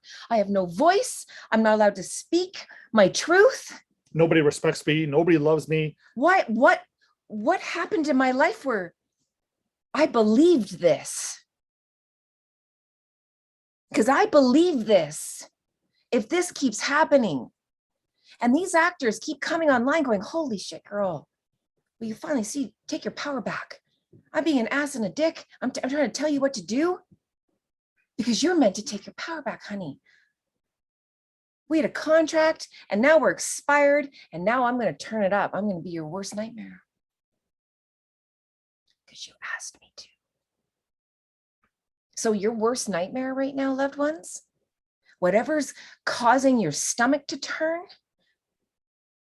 these are the ones you sat with Father, where you had to sit with that soul and go, please do this. And they went, I can't. And you went, you have to. And if I don't get it, keep turning it up, keep being more and more of a thorn in my side, make it unbearable. So eventually I have to move. This is what this whole Earth School is about, is to make you so uncomfortable, eventually you do something different. Or you're going to go back home. So your little you exists to keep you on track and to keep you learning what you came here to learn. So don't ignore him. Honor him. Show some respect. Watch how healing him and her changes your whole world. Next question, is the little you a part of a soul contract? Yeah, of course. The one you're making with yourself. We need to be constantly reminded of the truth for some reason. Even though we were born with it, we gave it away. And then we lead this life of truth, truth, truth. No, wrong, wrong, wrong. We're deprogramming. We're getting farther and farther and farther away from the truth. The little you is one mechanism subconsciously placed within each and every one of us that gives us the opportunity to come back and recognize the truth and then thereby act upon it or execute it, get it moving, get motion, get energy into it, turn it into something. It was there to teach you. Don't just push it aside and put it on the shelf and say, I'll deal with it later. Okay, speaking of teaching, Carol had a question. Why would someone choose to come to this Earth School to experience killing someone or hurting children? Yeah, that's a good question. I'm going to suggest really at the end of the day, this is going to come down to being wise as a serpent. Satan doesn't give a shit about hurting people, killing children, any of that stuff. It all goes in his world. He doesn't care. So if we had not experienced the emotions involved with killing something, then how can you be preaching about or giving advice or showing spiritual guidance regarding someone else who has killed or is about to be killed, or someone that was killed, for instance? We needed to be in a place where we could speak to such matters. If it's in your divine scope of something you're supposed to do later.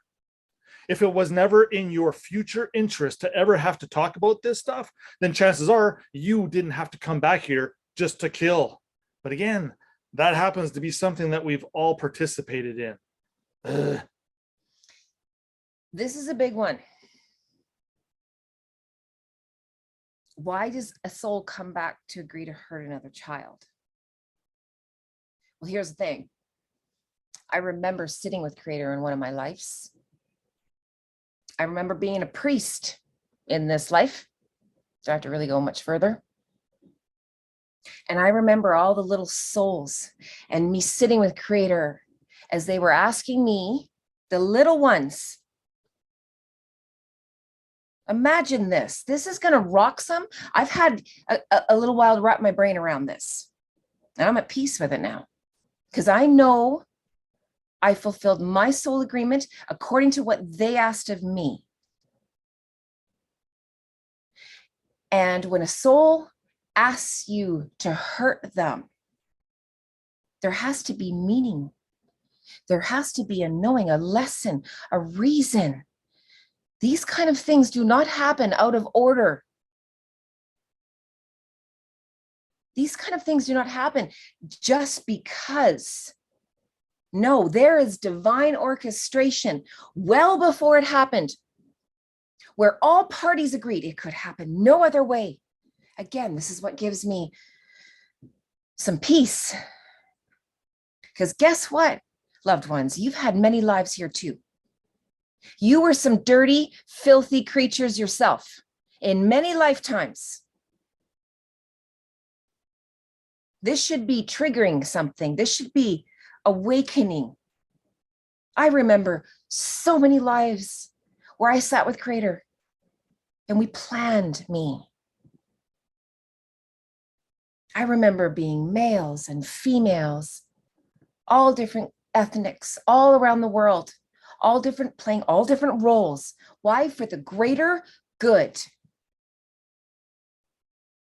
Everything was.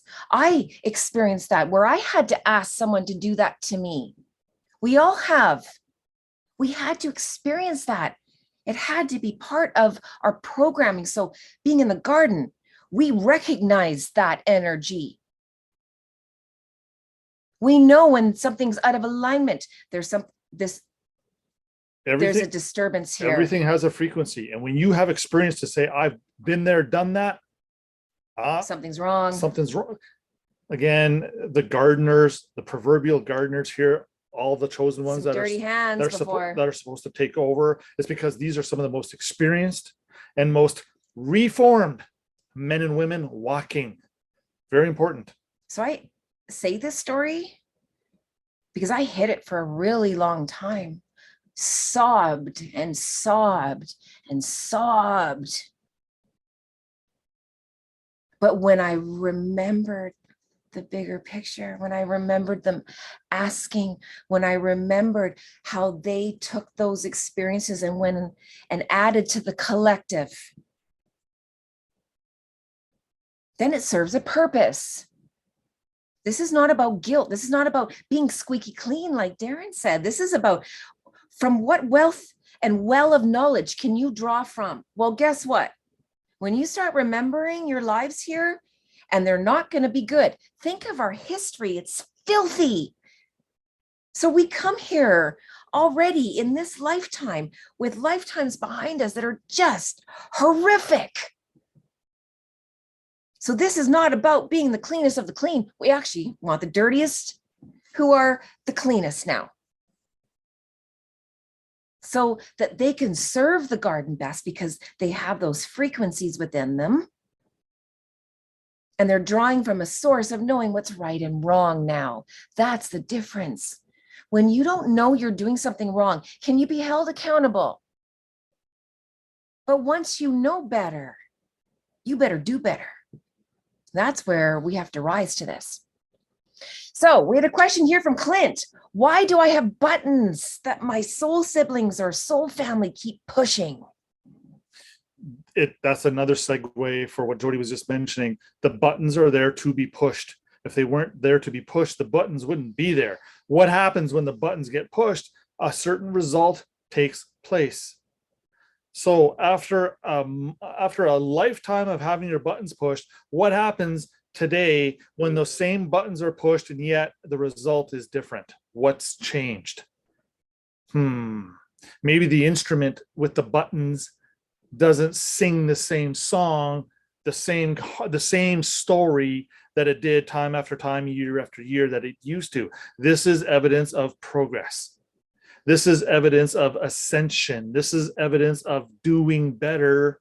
So the more buttons you have, use that as an indicator as to how much potential you have. Once you learn how to control those buttons and when others push it, you're in control. And your soul siblings are your 3D family. They're your soul pod here, loved ones. So you better believe you sat down with them because you all have had many lives as being brothers and sisters and aunts and uncles and moms and dads all between you. You've all served different roles. We have soul pods. It's our family, the ones that are in our lives that we have this natural connection with. We've lived many lives with them. And so you better believe your family. That's why they trigger us so much. We made those programs more intense for ourselves here. We made those mirrors more, we made them bigger with our family. So we could see more of ourselves. Again, the precept of a test. If the test isn't complete, or if the test doesn't get the job done, the test is faulty. What's the point of going through a whole bunch of stuff if the inner workings of it was misguided to begin with? See, no, that's not going to happen. So take a moment to realize and appreciate, hey, this test is designed to make me better, not shittier, weaker, and depressed. And no, that's us looking at it the wrong way. That's getting caught in your story. Now we are going to answer a question now. Oh, is this a tough one? Yeah. Yeah. Okay. This is one that we've been asked before, and we had to wait till our family got to a certain level to be able to answer it. So this one came in from Carol. Are you ready, loved ones? Okay, just sit with the answer. Allow the new vibration and programming to come in on this one. Do we choose to be gay, transgender, etc.? Is this part of the soul agreement? I'm going to say the choice here is an exercise in your context of being. Did we create this stage for us to do this? I'm going to say, yes, that's absolutely more than likely how it happened. So what would the purpose of this be? Well, let's just cut to the chase for a moment here. Scripture said essentially in the first book that don't do it. It's unclean. It's an abomination. Don't do it. But again, the first book had some fault. It was lacking a lot of stuff. So we are to take the first one with consideration of the second one, because you'll notice the message in the second one is to be much more loving and accepting and not so judgmental of people's behaviors. Whatever brings them joy and happiness, we are supposed to appreciate that for what it is and not cast stones thereby. Okay, so now imagine if that's the second book, what could the third book sound like? I'm going to throw this one out there and suggest, okay, it was a big no-no in the first book, but by the time we get to the third, there's a place for it. Now, a purpose for it. So I'm going to choose to live a life of hardship and struggle where society is going to shun me, oppress me, hate me, scorn me, throw stones, because of my sexually oriented state of mind and affairs today. And because I know I'm going to be chastised for that decision, I'm still willing to go there. I'm still willing to walk into that fire. You're literally now proving how strong of a spirit you are. Again, in 5D, I think we lose a lot of the genderness. Spirituality is more muted. It's more blended. It's blended. It's male and female. It's more imbalanced. It's more imbalanced. So expressing a choice of changing your, let's call it your birth orientation. If you are so pushed to change this, although you may have been created a certain way, I'm going to suggest that there must be a reason and purpose for it, or otherwise it would not be happening. Now, here's another interesting side that we channeled in, which was very eye-opening.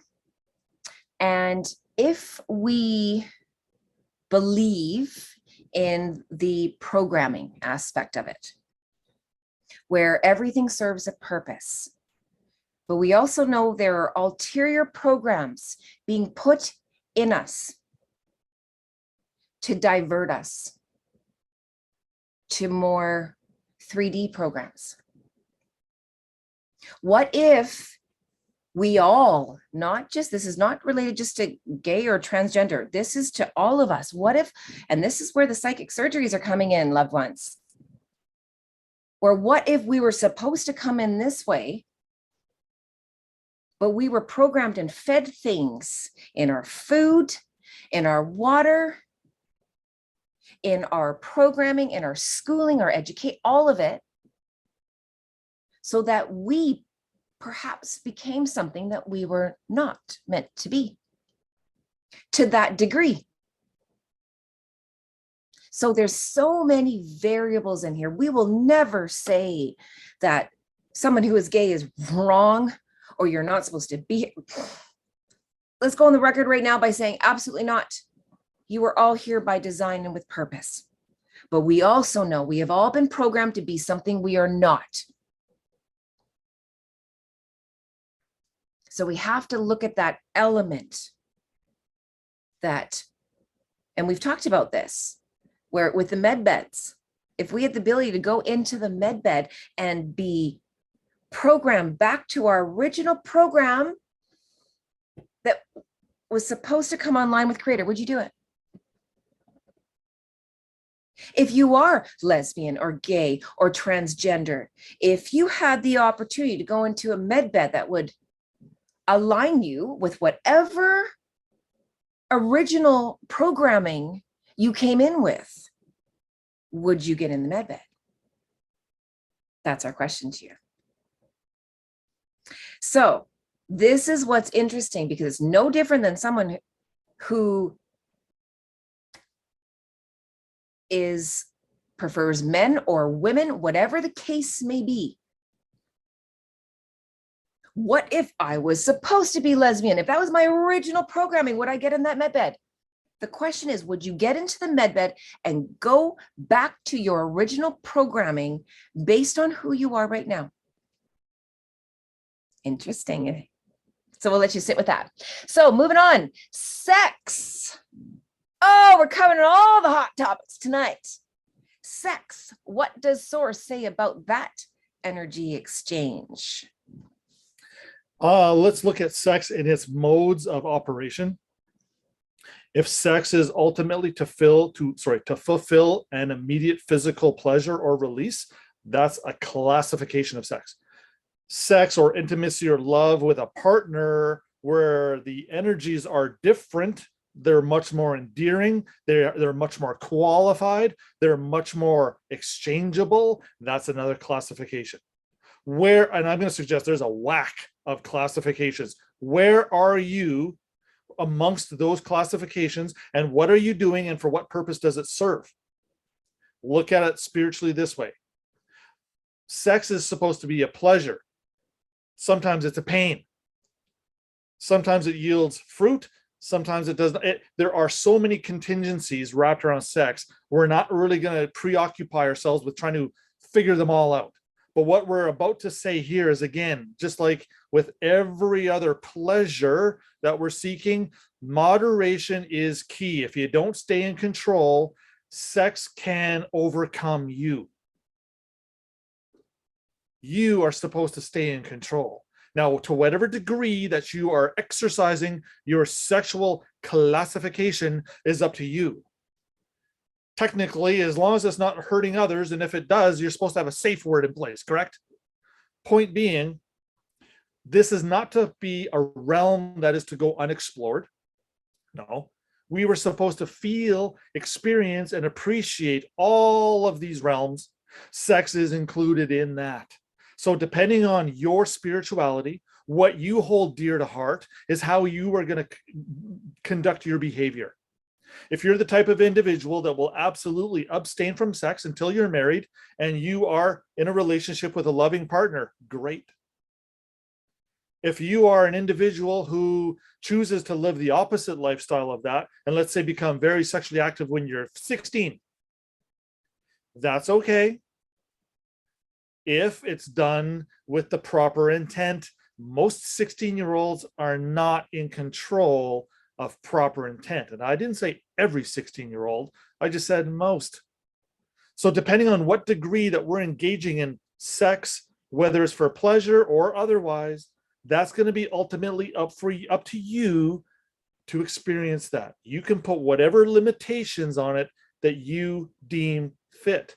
Now, again, you will display your spirituality in your behavior. And remember, we're being judged constantly by our choices in our behavior. So choose wisely. And be clear, sex is an energy exchange. So if you are receiving deposits, you are receiving energy from the one you choose to put deposits in you. So if they're dirty, if they've got issues, you have received a deposit. And you will have to clear that accordingly. And you know when you got a good deposit of high frequency versus a low deposit of low frequency. Next question. We're going to jump into a little bit of questions about the garden. We've been getting some about those. So when we talk about the garden, Joanna was asking, are we referring to taking care of the garden on the physical planet Earth? Some teachings are indicating that there's a parallel planet Earth for 5D. Are 5D and 3D people going to be able to mix on this planet, or are the 5D ones going to be removed? I think all of these possibilities are possible, depending on what you do and what your expressed intent is. Again, if you state on and for the record, there's no way I'm leaving this planet because, you're entitled to that. If you express this, I would jump on any opportunity to be a gardener on another planet, you're free to also exercise such an intent. Are these things going to commingle and interact with each other? Absolutely. We all have different dreams, desires. We all have different directions, protocols, jobs, gardener work to do here. All of these things are all going to be thrown at us, and it's going to be up to us to collectively balance all of these equations for each and every one of us. Again, proof that you're able to stay in control. Is the garden physically located here on Earth? Yeah, absolutely. Is it physically established within your own state of being in this little meat suit? The garden's in here as well. Is the garden on another planet? Yes. It's all of these things. Depending on what you want to do, where you want to go, will determine what type of gardener you ought to be. Okay, so is that way, or sorry, in that way, will the DNA strand reactivation impact this process or speed it up? Yeah, again, I'm going to suggest, depending on how much impurities you have on the surface or inner-wise, however much gunk you have, layers of filth that the light is having a tough time penetrating, that's going to determine how your DNA is being activated. If you're pretty spiritually clean and you're pretty light and you don't have a lot of attachments and you get a lot of the stuff we're talking about, you're looking at scripture, you're loving thy neighbor, you're charitable, you're all that stuff, your DNA is going to be activating quicker because you are already aligned in a state where you are able to facilitate such quickness. If you're full of sin, you're full of doubt, you're full of fear, you're full of layers of gunk, your DNA is not going to activate as quick. That's why scripture was telling us to be ready, stay sober, be of one mind. Be ready when you're called upon. Don't be distracted. Don't be drunk. Don't be somewhere else. Don't be incapacitated. Don't be acting in person.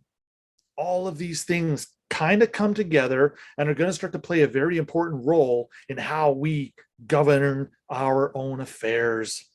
Okay, we're going to jump into a couple equity questions and then we'll take another break. What should I expect when I start the process? This is a question from Dave and Monica. What should you expect when you start the process? There's going to be extreme fluctuations. Imagine a thermometer, your love meter. You're going to wake up one morning and you're going to be pissed. And then you're going to wake up another morning and you're going to be full of joy. And then you're going to wake up one morning and you're going to be full of hate. And then you're going to wake up one morning and be full of uncertainty. All these things, expect all of this. This comes with equity. This is the calibration happening. You're going to be tested on all of these little elements. And depending on your response is going to determine whether you need to be tested again. If you find yourself constantly being tested over and over and over and over again for the same thing, it's probably because you're not passing the test. Otherwise, there is no reason for it to reoccur. Okay, so Darren, you've mentioned that you've already done the paperwork. So some of our loved ones are trying to understand that. So for those of us that see this as our path, what are the next steps then? Are we supposed to go to court and, coordinate our families to go through, or is it impressed that we each do this individually? Again, all of these possibilities are at our fingertips, depending on what you want to do with your direction and what your intent is. What I'm trying to do is develop a class where we're all in it. And by that class, I'm not suggesting just the loved ones on this particular Zoom. A lot of other people are also within this class or sphere. Vibration, frequency. Vibration or frequency. That's what we're looking for. So when we start now suggesting, take it upon yourself to learn and experience as much as you can. Yes, take everything I'm talking about, but then go do a little bit of research for yourself. Go do some Googling, go find out, what Black's Law has to say about such and such a definition. Go see what Pomeroy says about mortgages. Yeah, we're supposed to go in and do above and beyond. We're very much judged in the works we do above and beyond. The works, consider that average. Every man and woman is expected to do a certain amount of works. But if that's where you want to stop, or if that's where you want to plateau, or if that's where you want to say, that's it, I'm not doing anything else. Well, then how is spirit supposed to invoke you to do incredible, miraculous things if you've already elected to say, I'm only going to do this much? I'm going to suggest you say, no. I'm going to do that much and a whole bunch more. We got a question from Robin. Can a trustee change a revocable trust? If the power was not given to the trustee to change it, then absolutely not. By default, they're not allowed to, but you could probably put in there some kind of provision where the trustee came upon some certain event, right? Now, the trust doesn't allow the trustee to act any further than that, but the trustee can now come to the beneficiary or the court and say, hey, you know what? This happened. What do you think, Judge? Should we amend the contract? Should we amend the agreement? Should we amend the trust? Should the beneficiary's attention be brought to this particular circumstance so that he or she may now act as the settlor again to maybe tweak this? And you know what? The judge can look at that and say, yeah, you know what? It's in the trust's best interest. We need to add or fix this. Boom. Absolutely. So no, by technical definition, the trustee cannot amend an irrevocable trust. But under special certain circumstances, they might utilize an opportunity to have their concerns addressed. Peter had a question from line 12 on Ravina's living trust document. I feel there's something wrong, and you may have discussed it already, but it says that the trustee can make changes. So we're back to this again. Is this line 12 correct, or can we modify it to suit our own situation? Yeah, okay. So piggybacking on what I just said, I'm going to suggest that's incorrect. Let's remove that. I don't want to give the trustees a whole lot of reason to change things. So again, the settlor in an expressed power can grant anything to the trustee if The grantor has the thing to grant. I, as the grantor, have the power to do such and such, but I'm going to grant that power to the trustee. That could be an extraordinary circumstance or term that's not normally in a trust expression, and yet the settlor feels it's important in this particular trust. So yeah, the judge actually has to let it fly. It's only by the terms of the agreement that creates the law between the parties. Dave has a question here. He says, when you do recon the first wave of us to go through the veil, do you think it'll hurt too much? No,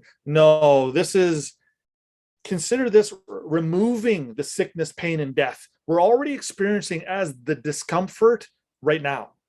So the cleaner, it doesn't get worse. It doesn't get worse than this. It only gets better. As we approach cleanliness, we actually are more worthy. We're better equipped. We're more capable, and we're deserving of mercy and grace. So this is supposed to, it's like a magnet's kind of propelling you along. The more you do, the better, quicker, easier, more efficient this thing gets. Last question comes in from Nick. Nick said, the school board corporate legal team told me they are not a trust. So could we formally assign them as trustees? Absolutely. They're not a trust right now because we haven't expressed the trust properly. Again, once we come as settlor and create the agreement, they're bound by it. And you can put a little clause in your agreement that says, if you so choose to disclaim the trust, duly appointed trustee Sally Susie, you may file an action or petition the court to be relieved of your duties. But that's the only way you're going to get out of this express trust. So yes, they're not going to be trustees of a trust until the trust is manifested by a settlor. So last question is going to come in from Judy. We were talking about the heirs. So she wants to know how she would put her name then on her document. So would she put Judith Ann and her actual last name dash heirs, or would she remove the surname and just put heirs? You know what? Heirs of the first name, you better know what that means then. If you're only heirs of your first Christian name, you better suggest I'm standing in my heir position as an heir to my forefathers. Who are your forefathers? If you do not say Jacob, Isaac, and Abraham, you might be cutting yourself a little bit short. Benjamin Franklin. Yeah, I'm not an heir to the founding fathers of the United States Constitution. Yeah, no. We're supposed to go back to our forefathers. Those three are the primary fathers that scripture talks about. If you are going to come in now and say that you're your surname's heir, now we're instantly talking about an estate of inheritance. Your surname represents a freehold estate. A freehold estate is a special type of inheritance, exclusive for you. That's what the freehold estate is. So now that we've identified a freehold estate, it's the surname. That little thing exists. Now we can come along and perfect an interest in it, create the fee simple. The fee simple is just your absolute ownership of a certain title or interest. Put these things together, and that's what's going to spell relief. We were running into roadblocks in the past because we didn't put a lot of time and energy into the freehold estate and into the fee simple. This is evidence of two estates. When these two estates merge in the same you or me, one of these estates has to go. You can't be in possession of two estates at the same time. It defeats the purpose of creating them. You're only supposed to come into possession of both estates for a brief moment in time, just long enough to grant the one you don't want away. Okay, loved ones. So what we're going to do, we're going to take a quick little break, and then Darren is going to come back with this document he's been working on all day. These are the little isms you want in your deeds and trusts. So again, just remind yourselves again, these isms, these are hardcore technical language, but this is the language that the judges and the system whether it's a registrar or a clerk or a master. These are some of the wordings that they're looking for. Again, one of our loved ones, the judge is saying this: you haven't framed your paperwork properly. What does that entail? Well, you know what? Here's one. Your Honor, this is a suit for partition. That's framing your suit. Your Honor, this is a suit for an injunction. That's a particular way to frame your suit. Your Honor, there's a suit for an accounting. Your Honor, here's another suit for specific performance.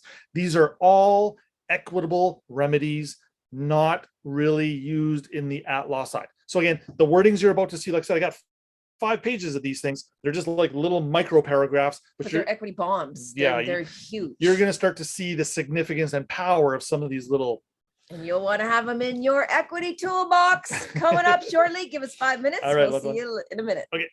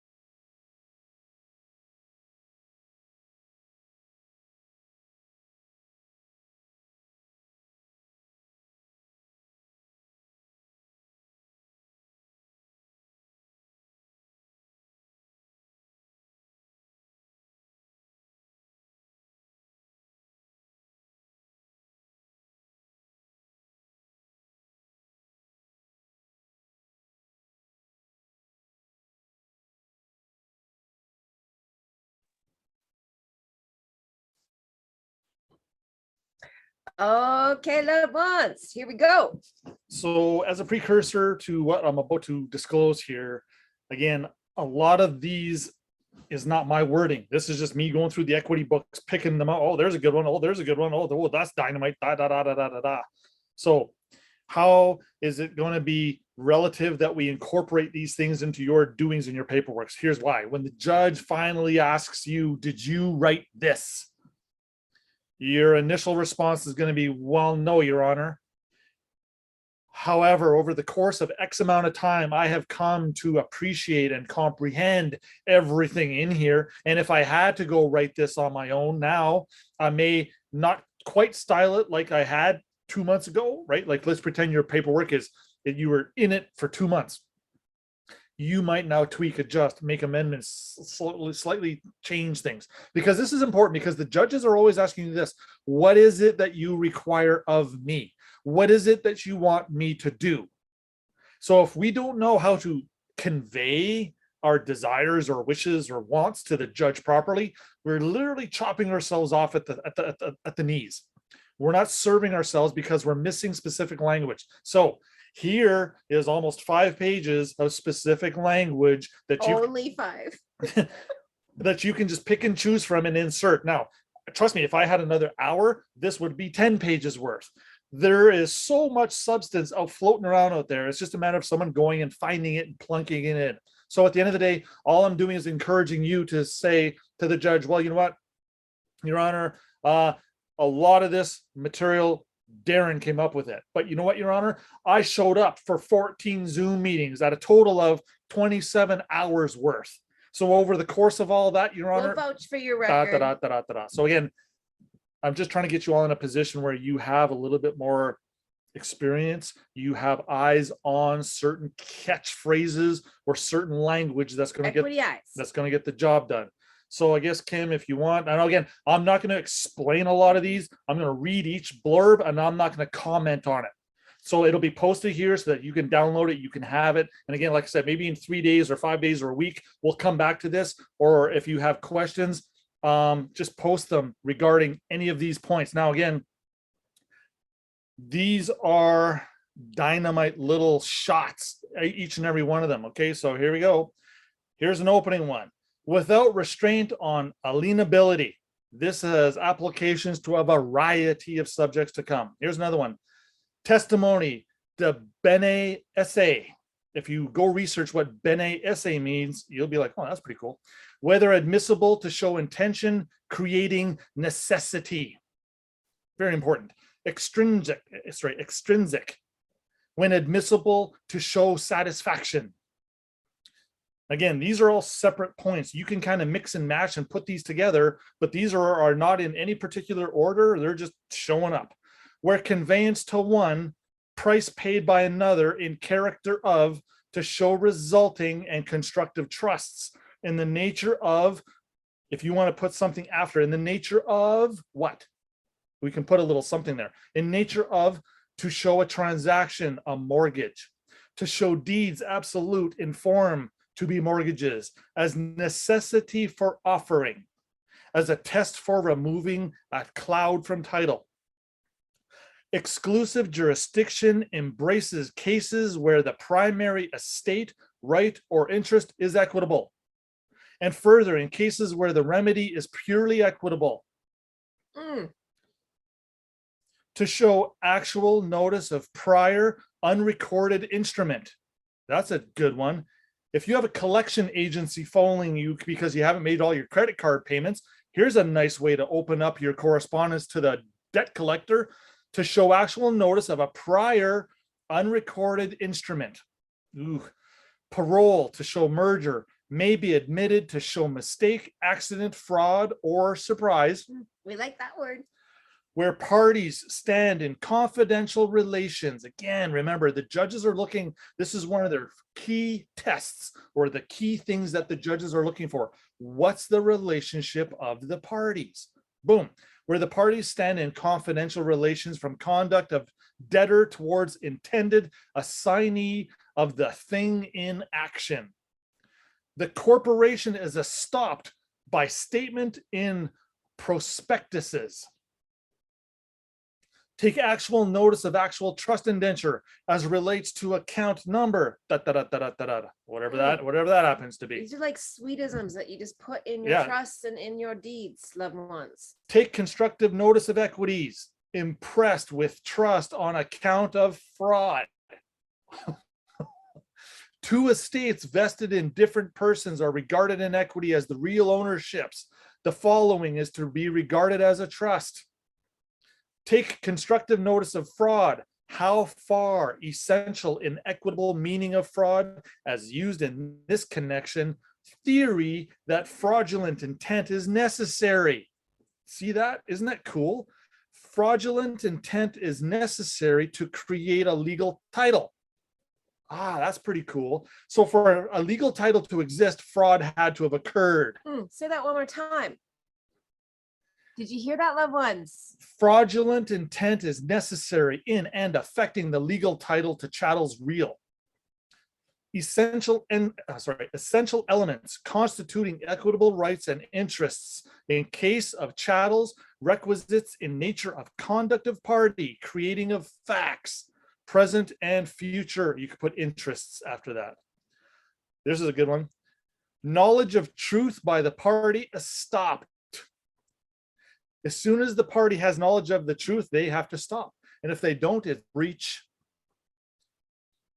Stopped by mistake, accident, or error. No ignorance of truth by party claiming benefit of time when ignorance must exist. Record as furnishing means for ascertaining the truth. Well, there's a nice one. Where the third party holds apparent title to chattels or things in action. Owner of chattels and things in action divested of title by severance of tenancy in common, though not by negligence. That means you did it with intent and purpose. Conduct is relied upon, and B, inducement to the act. When you're trying to induce, let's say, the trustee act, you're trying to bring the trustee act to the table so that the trustees now act accordingly. Well, you induce the act because of the conduct, what you've done, and how you rely upon it, whereby the condition of the whatever it is has been altered or for worse. The condition of the settlor is worse than before the trust. Why? Because the trust is evidence that the settlor has parted with consideration. Your Honor, I'm out 1 silver coin. I'm in the worst category. I'm $29 poorer than when I created the trust. This actually comes into be pretty important. The judges are actually looking to see who's in a worse position. Unless enforced by operation and extent of equitable rights to remedy enjoyed by the party benefited by, in position of having, disposed of certain security interests, operates between immediate parties and their privies. Mortgagor cannot in instrument deprive himself of right to sell, release by separate instrument. Equities, what are superior and equal? Assignment of things in action, subject to priorities. Estate of the beneficiary is not subject to escheat. Party entitled to forfeiture is stopped from asserting it. There's another doozy. When the crown is entitled to the benefit because of your forfeited interest, that whole concept is stopped. The crown can no longer assert its interest because you forfeited your rights. Where record on assignee of title subsequently acquired, Estoppel, effect of it on equities between successive assigners and assignees, nature of rights created by equitable rights arising from assignment are touching and concerning personal property, arises in matters in, I don't even know how to pronounce that, pious, something like that. In pe. Oh, yes, our Frenchie here. Yeah, she knows. Say it again. In pe. In pe. There you go. Warranties applied. Do you see why we need a bit of a dictionary, loved ones? A little breakdown. He's like, oh, you guys getting this? Most y'all aren't. That's totally okay. Just feel the vibration. He does this where he puts energy and terminology into us. You're going to learn one thing about the law. They use a whole bunch of different words to explain the same thing. To confuse us. And it's up to us to filter them out and really get So to the. there's a whole bunch of words in all the same thing here. So this is why Darren is implanting this so that you're going to start seeing certain words. And then when we start to break it down and you understand what that word means, the language is going to come to you more. So when a judge asks you certain terminology, you're going to know what that means and you won't drop the ball. So when the judge says, well, what is it you want me to do? Well, Your Honor, in consideration of doctrines of bona fide purchasers applied, I ought to be relieved of my legal obligations, right? See how these are like lead into statements. And then we're supposed to just attach whatever little interest we want at the end of each and every one of these statements. All of these things kick the equity door wide open. So when loved ones say to me, Darren, okay, well, if we're not supposed to use legislation and legalese, what are we supposed to be using in our paperwork? Here's what you use: doctrines. Doctrines are equity. Doctrines of priorities applied to a suit of accounting and those interests alone. Again, doctrines of bona fide purchasers apply herein, Your Honor. Bona fide purchaser, one with equal equity, is protected in case of accident as regards contribution and exoneration on redemption of mortgages. Rights and privileges of persons bound to elect. You, each and every one of us, again, this isn't my word, so I would substitute the word person for individual. But for the sake of this one, rights and privileges of individuals bound to elect. Every single one of us is bound to elect. We all elected another king or queen to govern over us. So the moment we undo, We all gave our crown. you gave your crown away to someone else to represent you. Wrong. So the moment we undo that election, we're back to square one. We're back to ground zero. Now you might want to elect properly. Okay. Devise in trust for payment of creditors' debts, where devise to third party is specific. Devise in trust to sell or with power of sale. That's something that you're going to want to send to the trustees. You're giving them a power to sell or mortgage or lease or rent this particular certificate of security. Here's one: actual notice, discharge of instruments by mistake, whether relieved against or not. Point is, the fact is that we're discharging instruments because of a mistake that was made. Notice of intent to secure debt by debtor and surety from the jurisdiction of the debtor located in whichever province or state you're in. Notice power of disposition in debtor. These dispositions are absolute. That means once you do them, consider them irrevocable. Once you do them, they can't be undone. Very, very powerful. But at least it's the language. Do you see how notice power of disposition in debtor? That means the debtor came forward and disposed of an interest. Gone. Boom. So you might as well But take. now that's the words you use. So take notice of it. Here's another one. Notice absolute disposition and change of interest of the parties. Notice election and appointment of new trustees duly made under section whatever of the Trustee Act, whatever the hell your Trustee Act is in your neck of the woods. Notice deed absolute declared a mortgage in equity. Oh, that's a big one. That's another huge Highlight one. that one. Notice perfection made under section whatever it is of the Personal Property Security Act. That particular act deals a lot with perfecting our interests. Notice delivery duly made under the Securities Transfer Act, section whatever. Notice valuable consideration attached to collateral and attached to the securities account. Are you wanting that duly? Well, I said duly over there, but again, yeah, don't be afraid to put, you can literally use duly executed. Once you use duly executed, that implies duly delivered, duly sealed, duly endorsed, duly created, duly it's all good. Notice possession of security interest in new trustees. Here's, I don't even really want to crack the egg open on this one, but our loved one that was in court not that long ago, the judge asked him, I'm going to say half a dozen times, who's in possession? And his answer was, I am, Your Honor. I am, Your Honor. His answer was, Your Honor, the court's in possession.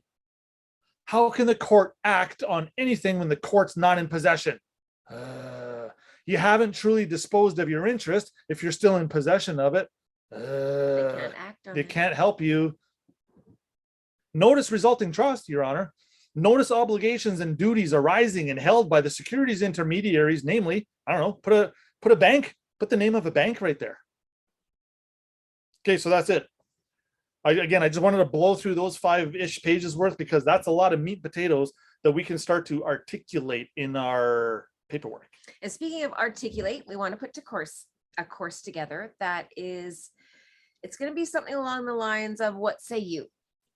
So if you're in court and the judge asks you this, we're going to have multiple choice questions where you can test your knowledge. Multiple choice answers. Sorry. Yep.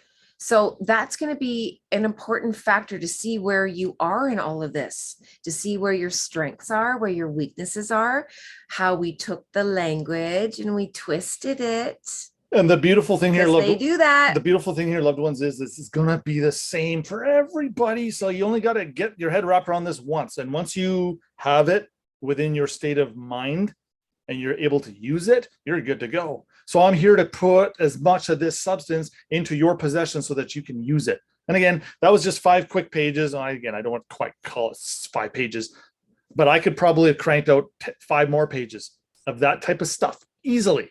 Now, again, I'm going to go forth and do a lot of that and just present it to the group because you know what? It's easier for me to do that than for loved ones to say, hey, Darren, is this a good statement of interest? Is this a good notice of interest? Yeah, of course, I'll answer those. But you know what? Here, get a feel for what these things look like so that when you stumble across one, you can go, oh, there's a gorgeous statement of interest. You don't even need to run it by me to say, hey, Darren, what do you think of this one? You know. You're dropping it in our channels going, oh, look at this little equity gem. There you go. Now you're sharing with us. So again, There's lots of remedies. so keep in mind, loved ones, those little statements that we just provided you, there's virtually no punctuation in that. Those are just supposed to run together. And of course, there's a couple of little blank spots where we could fill in a particular circumstance. But once you have eyes on these things, you'll start to inherently be able to regurgitate it. So when the judge says, hey, what is it you want me to do? Well, Your Honor, I would love for the court to decree and declare the priorities of the parties. And as such, the party with priority ought to have an accounting. The party in priority ought to have specific performance, things of this nature. We can just start stringing this stuff together. I know it's technical. I know it's kind of like, But it's all the same language, loved ones. So you're starting to see that. it is. There's probably, I'm going to say 4 or 5 core fundamental concepts in that 5 pages that was just repeating itself in different fashions. 5 remedies of equity, you mean? Unities. Unities? Yeah. Sorry, unities And and, I equities. have I disclosed those yet? No, Okay, so yeah, we'll be doing that soon. Something I came up with, the 5 unities of equity. It's kind of, like just do we have that handy, Kim? We did share it in the last Zoom, and it's included in the link as a downloadable document. Oh, we Okay, see, there you did. go. See, I don't even know if I'm coming or going anymore. So Well, point, because you lay out so much. so point being, yes, okay, so we're just stacking our abilities. We're exposing ourselves to certain elements that, and again, you can roll into court and have all that written out and say, well, Your Honor, does this apply? Again, Have cue cards. we can ask the judge questions. If you ask the judge proper questions, you'll get proper answers. We got to have the right words and language. And we're realizing you went with the right paperwork and you didn't have the right words. Again, So we're going to fill in a few holes. having the paperwork and the words is one thing, but utilizing it, crafting with it, painting a picture for the judge to see is an entirely different That process. you are capable and able, not just able Yeah. to do paperwork. It's you- more than that. Your Honor, I didn't write it. However, I know what I want and I know what I expect from you. Boom, boom, boom, boom, boom. See, you can get around not being the author of the particular words if you know how to present it. And the judge is like, yay. Okay, loved ones. So we are putting another course together. It should be sometime on Sunday. So we're excited to do that for you. In the meantime, keep watching these. I know they're big downloads. They're meant to be, so you can watch them and just keep listening to them. We're going to be starting to do a lot more audio wisdoms and teachings so that you can just put them on play and listen to them over and over. Have a notepad, write down things, the layered teachings and the seedings that we do. It's amazing when you grow your knowledge and then go back and then go, wow, I didn't see that before. And because you jumped a timeline here, in this knowledge, you will jump and hang on. Hang on. It all adds up and we're all heading in the right direction. There's our saving grace. So please, if you have any more questions or you have any comments as far as how you're feeling about the range of topics we dealt with today, it was the whole gamut. We want to show you how in 5D you can answer anything.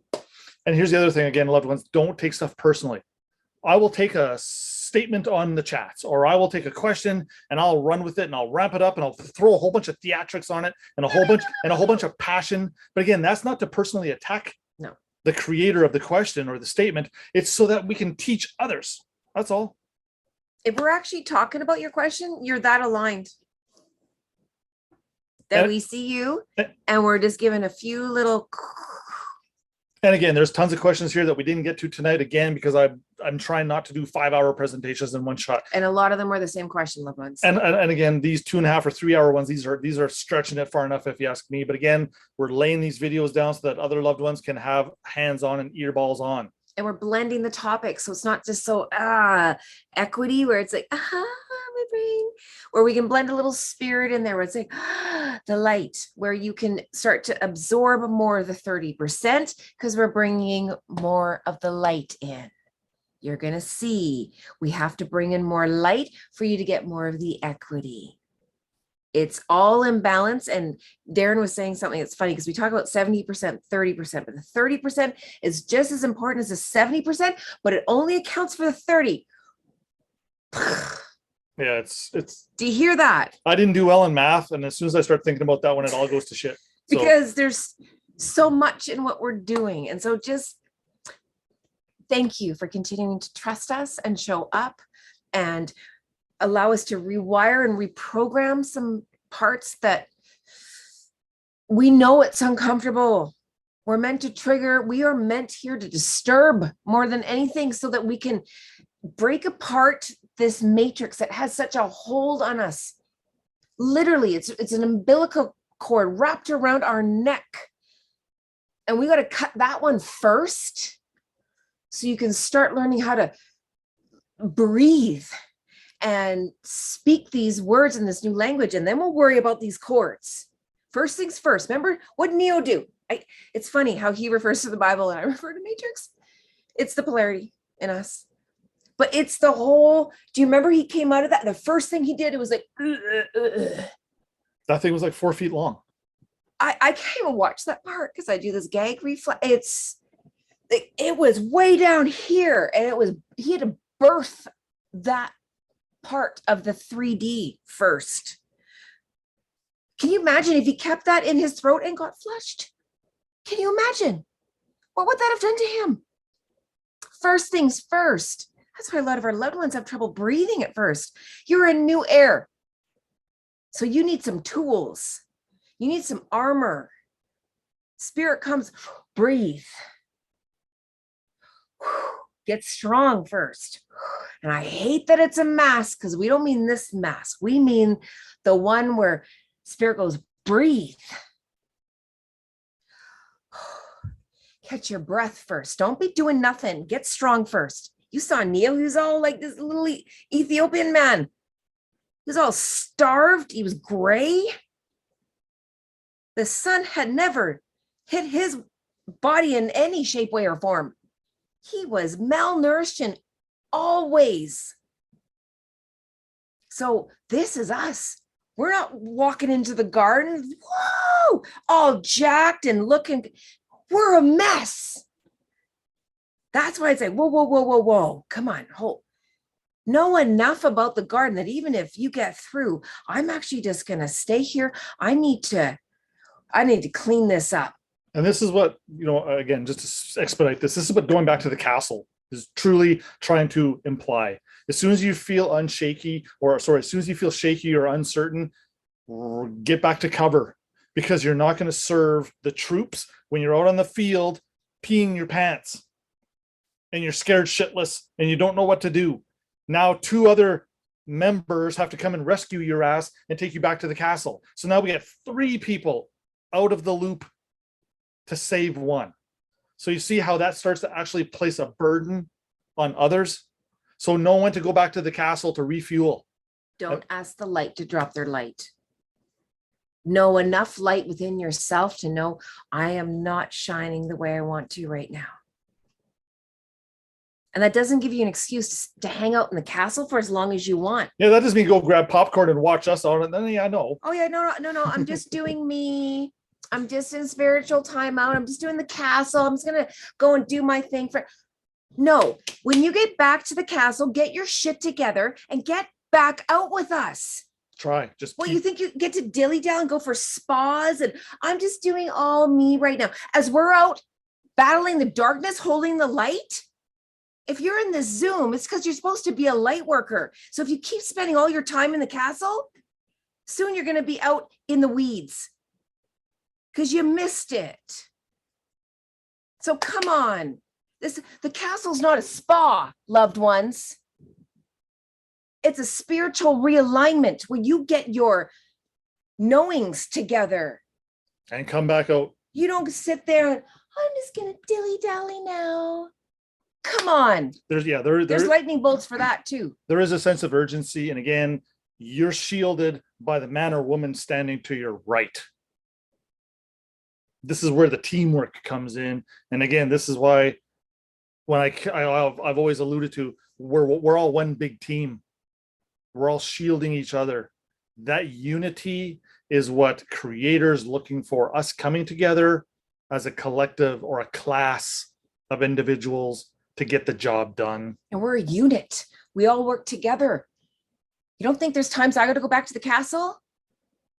And I look at my queens, I go, tag girls, that's all I got to go. I got to go recharge. That's all I got to say to my queens. And they go, we got you. But I go back to the castle and I am back in no time.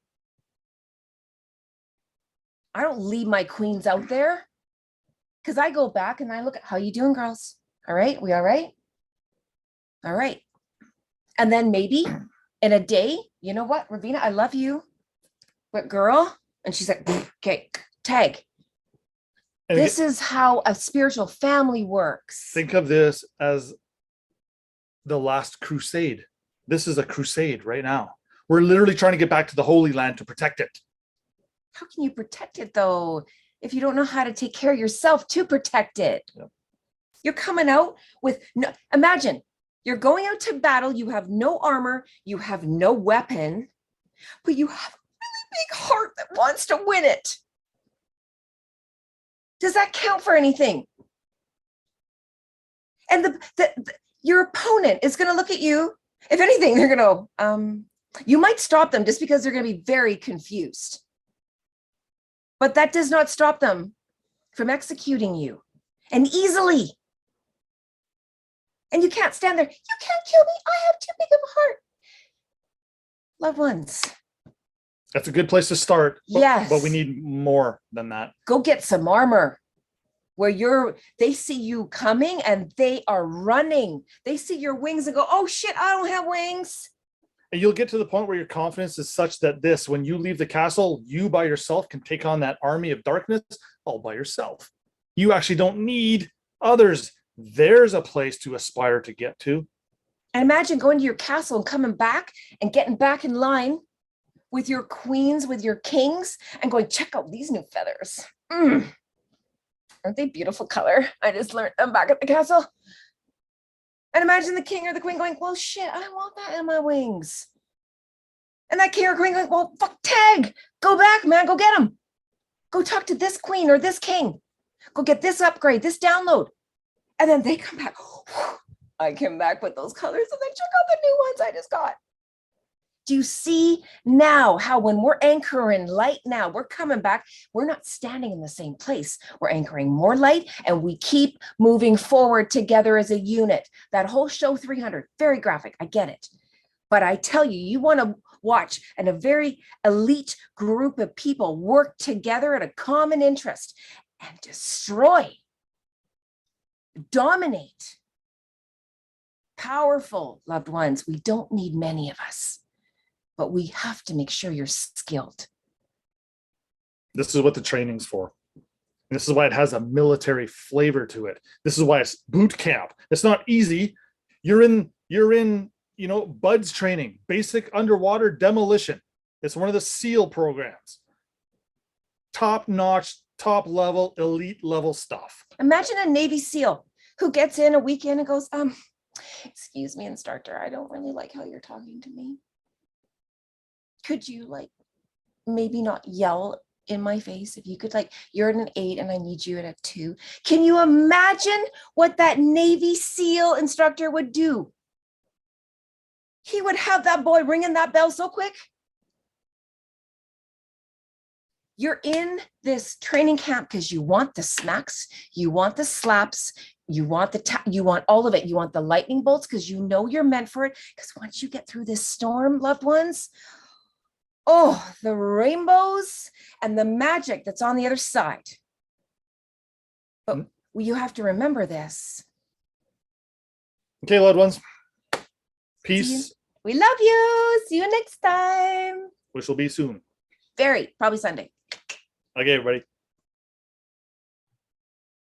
Okay, yes. Before you guys ask, we will share the document of all the wisdoms Darren talked about. It will be put on the live and it will be a link to the Dropbox. So I will just go make the modifications that Darren said on the live and we will share it here shortly. Thank you guys. And if you have questions, put #question and put it in the live. That's where we pull. If your question is illegible, we don't understand it, or there's too many spelling mistakes, we will actually overlook it or we will ask you to rework it.